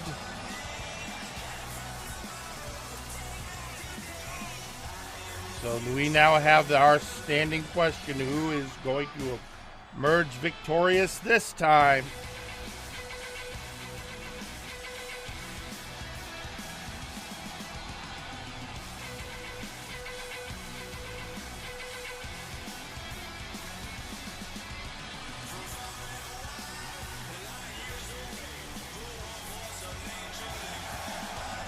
TeeKay, obviously things right now all coming up bright for Spectre Sonata now that the Ghosts hold the tag team titles. This, though, bears the question, can TeeKay beat this person?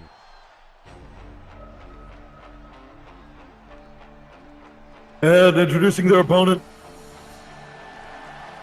Alexis Edmonton. Alexis Edmonton, member of the Flashbang roster, but she holds the brass briefcase. That briefcase has a title contract in it for an MNW title. We don't know which one. We don't know from which brand. We don't know if it's a singles or a team title. All we know is she has it, and this is allowing her to float between shows until such time as she cashes in.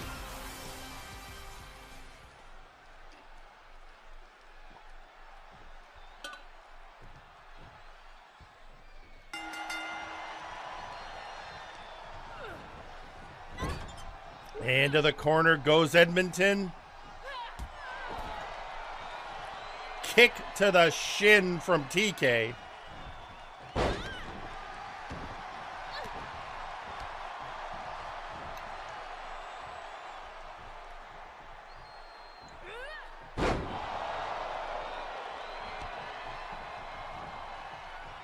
Bringing her up. Neck breaker.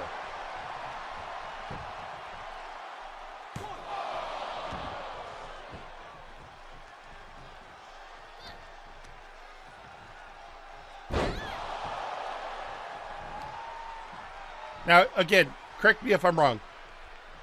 TeeKay is a Nekomata, correct? Correct. See, I can learn these things. It only took me, what, 7 months to learn how to say tokusatsu? Yeah. All right. And now I'm being told it's Bakaneku. Well, why does one of her finishing movers say it's a Nekomato move? I'm so confused. Bakaneku. All right.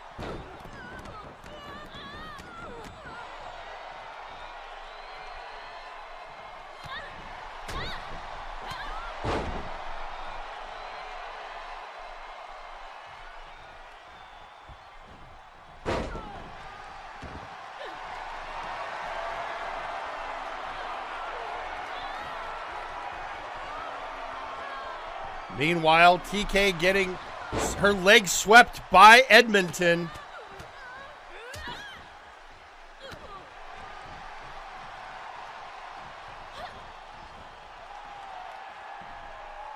Oh, throwing her. TeeKay going to fly. The Phantom fans on their feet.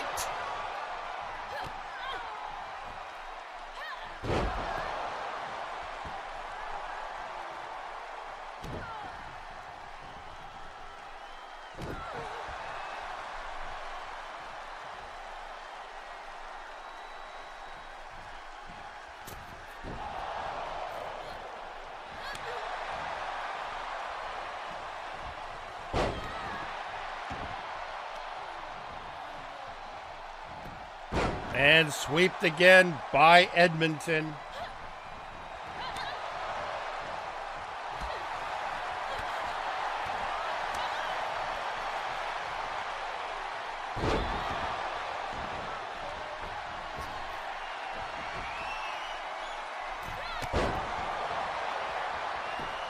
Going for the pin. Kick out by TeeKay.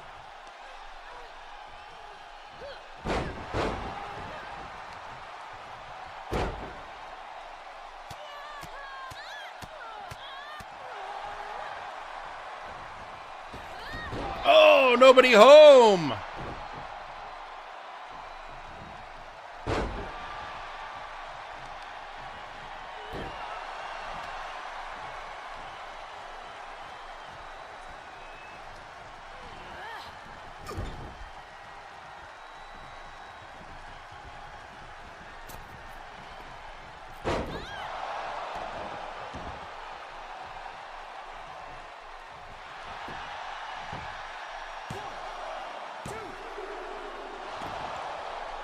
Kick out at 2.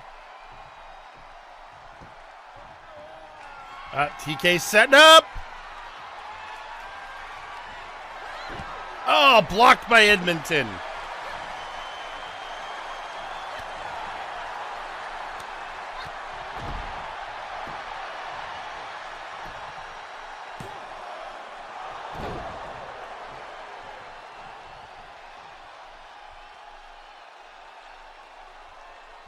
Edmonton taking their time, letting TeeKay get up. Edmonton's got a plan, I think. Oh, knocking the Nada member down. Oh, a quick dodge by TeeKay.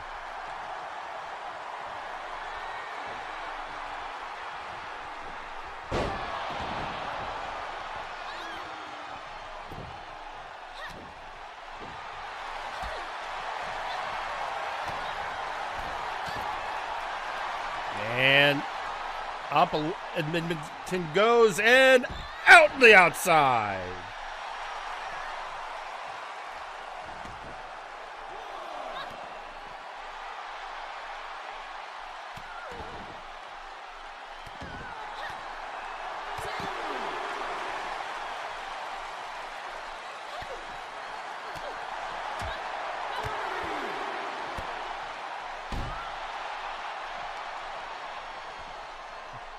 Bringing her up.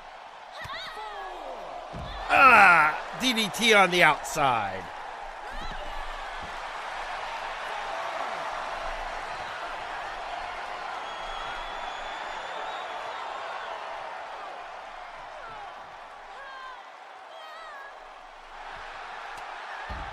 Another leg sweep by Edmonton.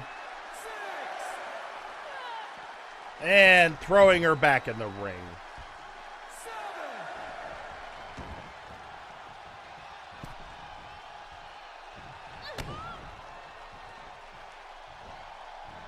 Oh! Going for the pin.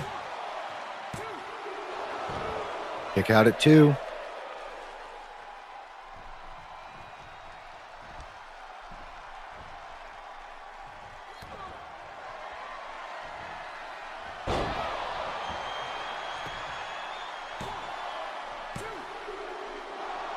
And another kick out at 2.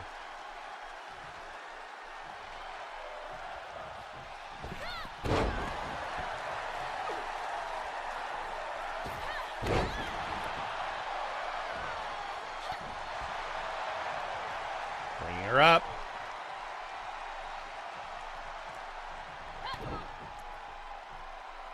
Ah, wrench in the arm. And dragging her over. Now going up to Brett's rope.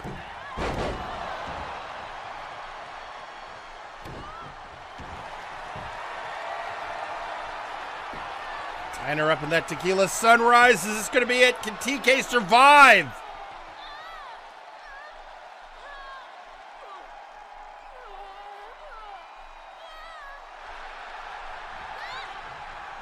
Throwing off Edmonton.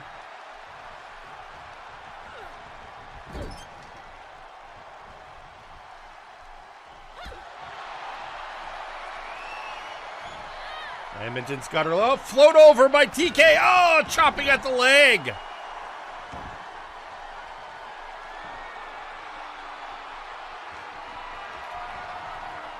Ah, the spinning Ikari.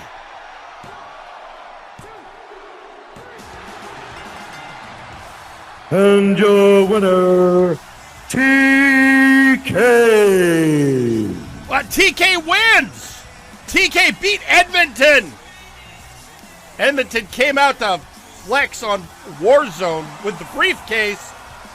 TeeKay with the wait, what's TeeKay? TeeKay signaling something. What is TeeKay is calling for the briefcase? TeeKay beat Edmonton and now wants a shot at claiming the brass briefcase. Well, I could shake things up. Whoa.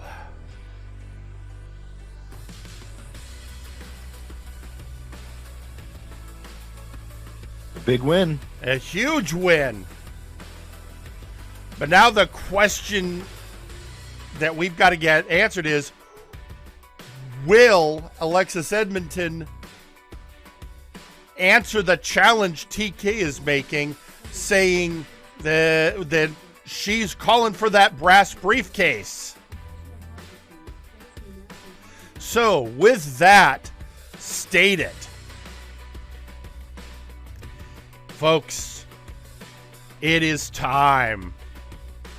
You know it, what time it is. It is time for your main event. And it has been one brewing, the growing animosity between the Night's Watch and the Outlaws. And I could go on and on about what's going on, but I think the simple answer is let's head down to ringside. So say it with me, folks. Let's do this.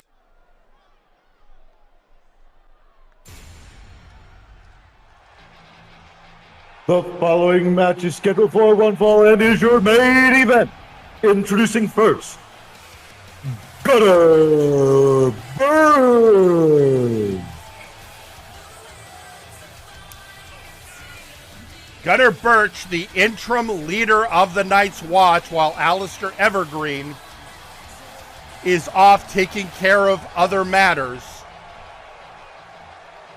And under his watch, we've seen the Watch do great things, but we've also seen them draw the ire of the Outlaws. And this all happened when Gunner Birch went to go help his former Omega Club teammate, Mega Rider X.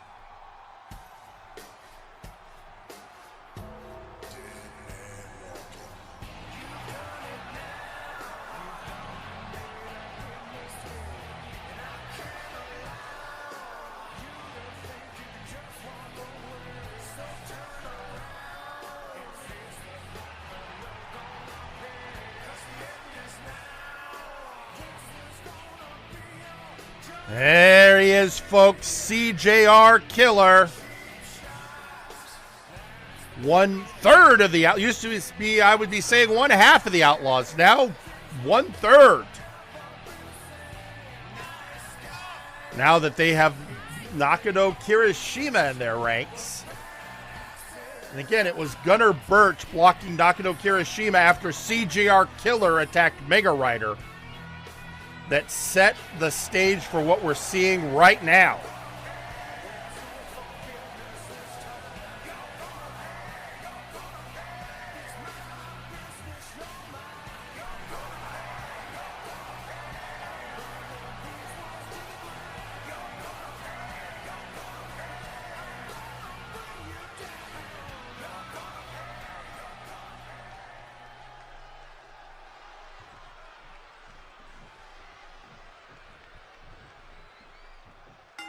And we're off.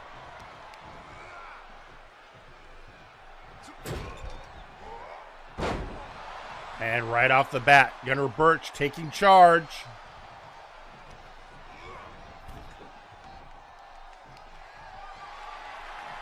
Oh, what's happening here? Ah! Driven into the ring apron.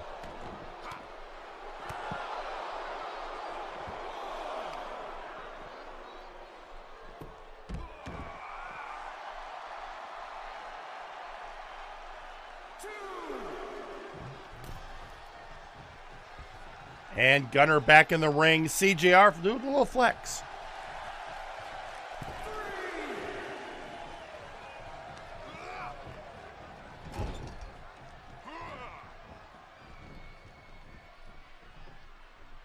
And,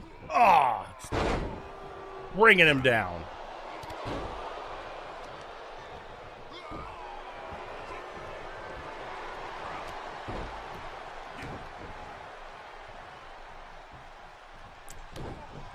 Right in the gullet.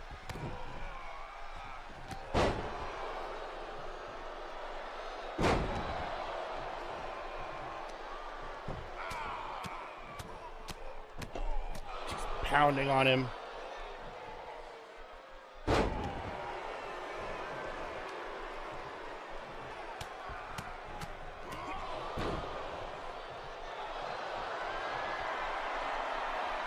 Yeah, uh-oh, this doesn't look good.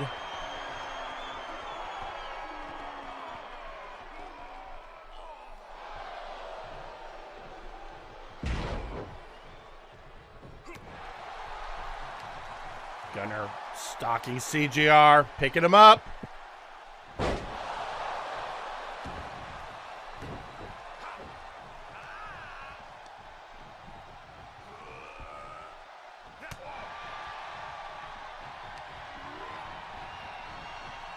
CJR into the corner, stops. And, and yeet.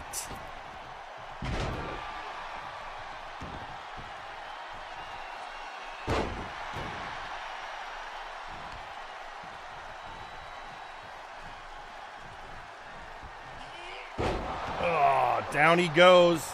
Can Gunner capitalize? Gunner flexing, literally.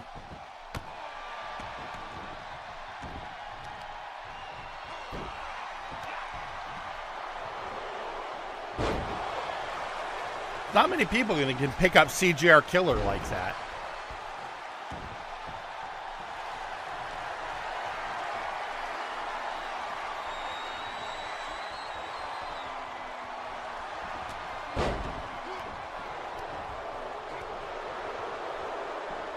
CJR getting some advantage now.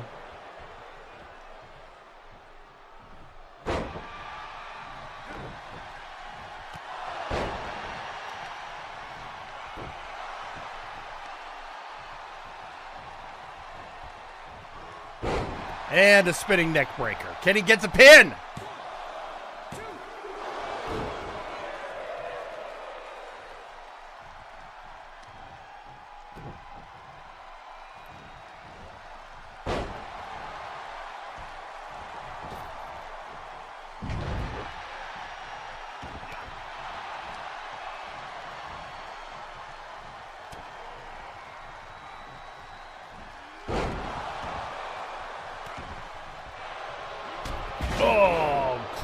Down goes Birch.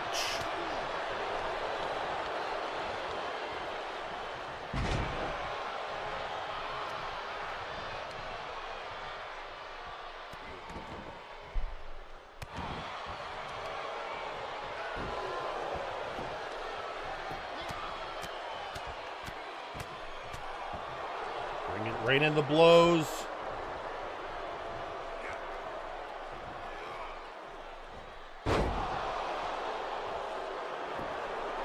Going in for the pin. Kick out at 2.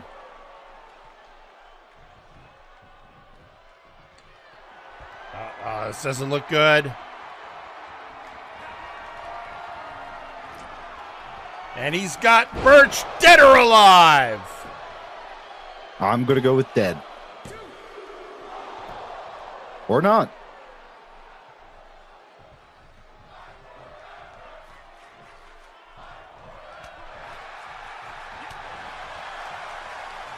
And, picking the big man up. Hung out to dry.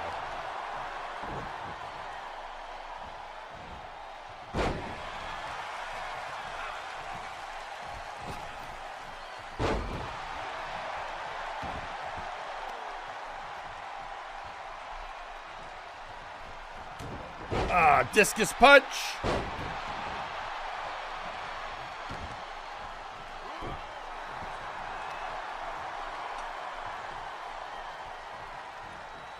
And another.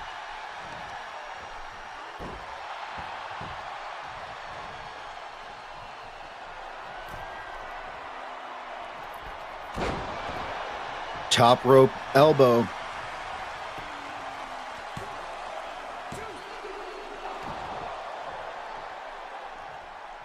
I thought he had it there. Yeah, I mean, it looked good. Kick out at 2, though.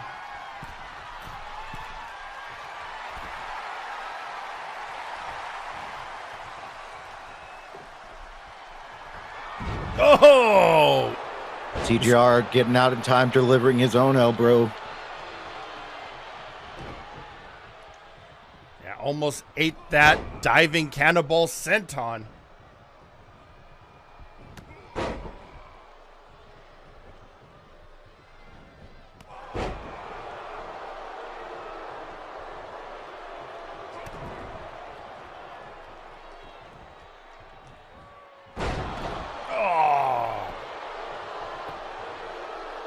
TJR going for the pin.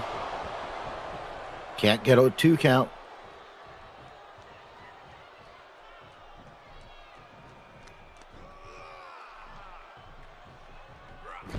Oh, into the corner and down.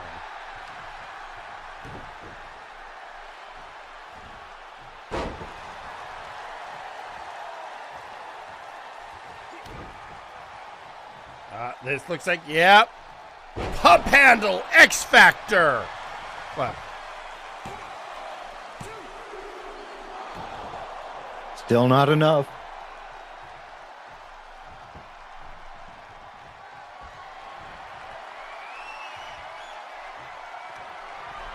Bringing him over. What's he trying now? Oh, well, getting an elbow to the face is what he's trying now. That dodges the double axe handle.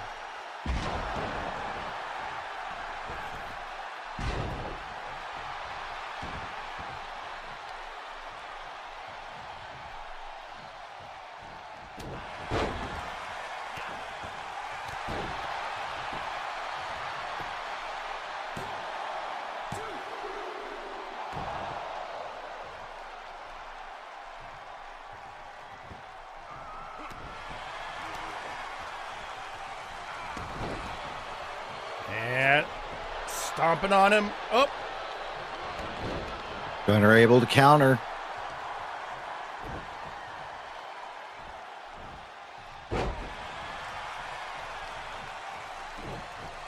Gunner doing a great job holding his own against CJR Killer.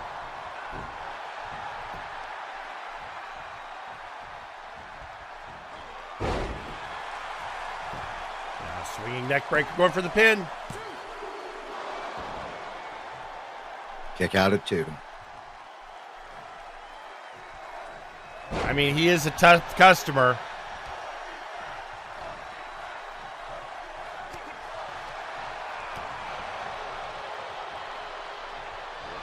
Up goes Gunner. Oh! Snake eyes. Now CGR setting up.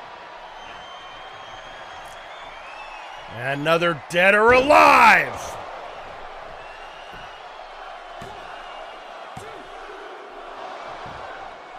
Wow, desperation kick out.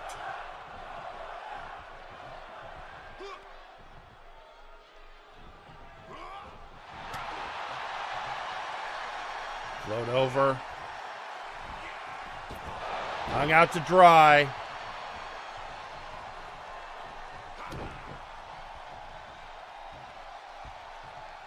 Ah, and another pump handle X Factor. And your winner, Gunner Birch.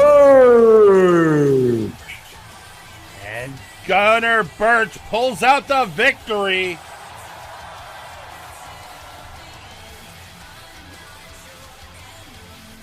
A huge win for Gunner and for the Night's Watch.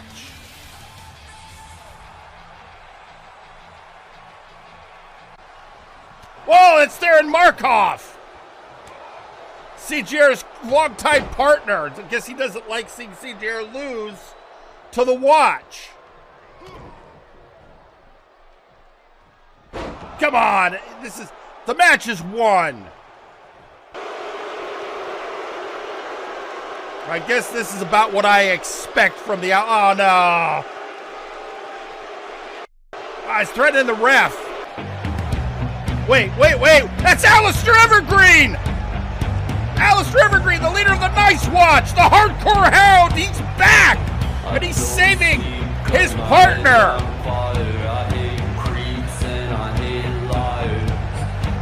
Oh, this changes the complexion of that feud completely! Absolutely. The Hardcore Hound returns! Well, that's... Things just took an uptick for the Watch. Folks, it has been a crazy day, and it's just going to get more insane from here on out. Do not forget that next week, there will be a fatal five-way for the Multiversal Heavyweight Championship. Can Wilson retain when he has to be in a ring with the Janitor, Jagger, Blackthorn, Johan, Mjoln, and the Beef? We will find out next week, but until then, we are out of time. So, for Pete McPherson, I'm Jerry Aldini. Good night!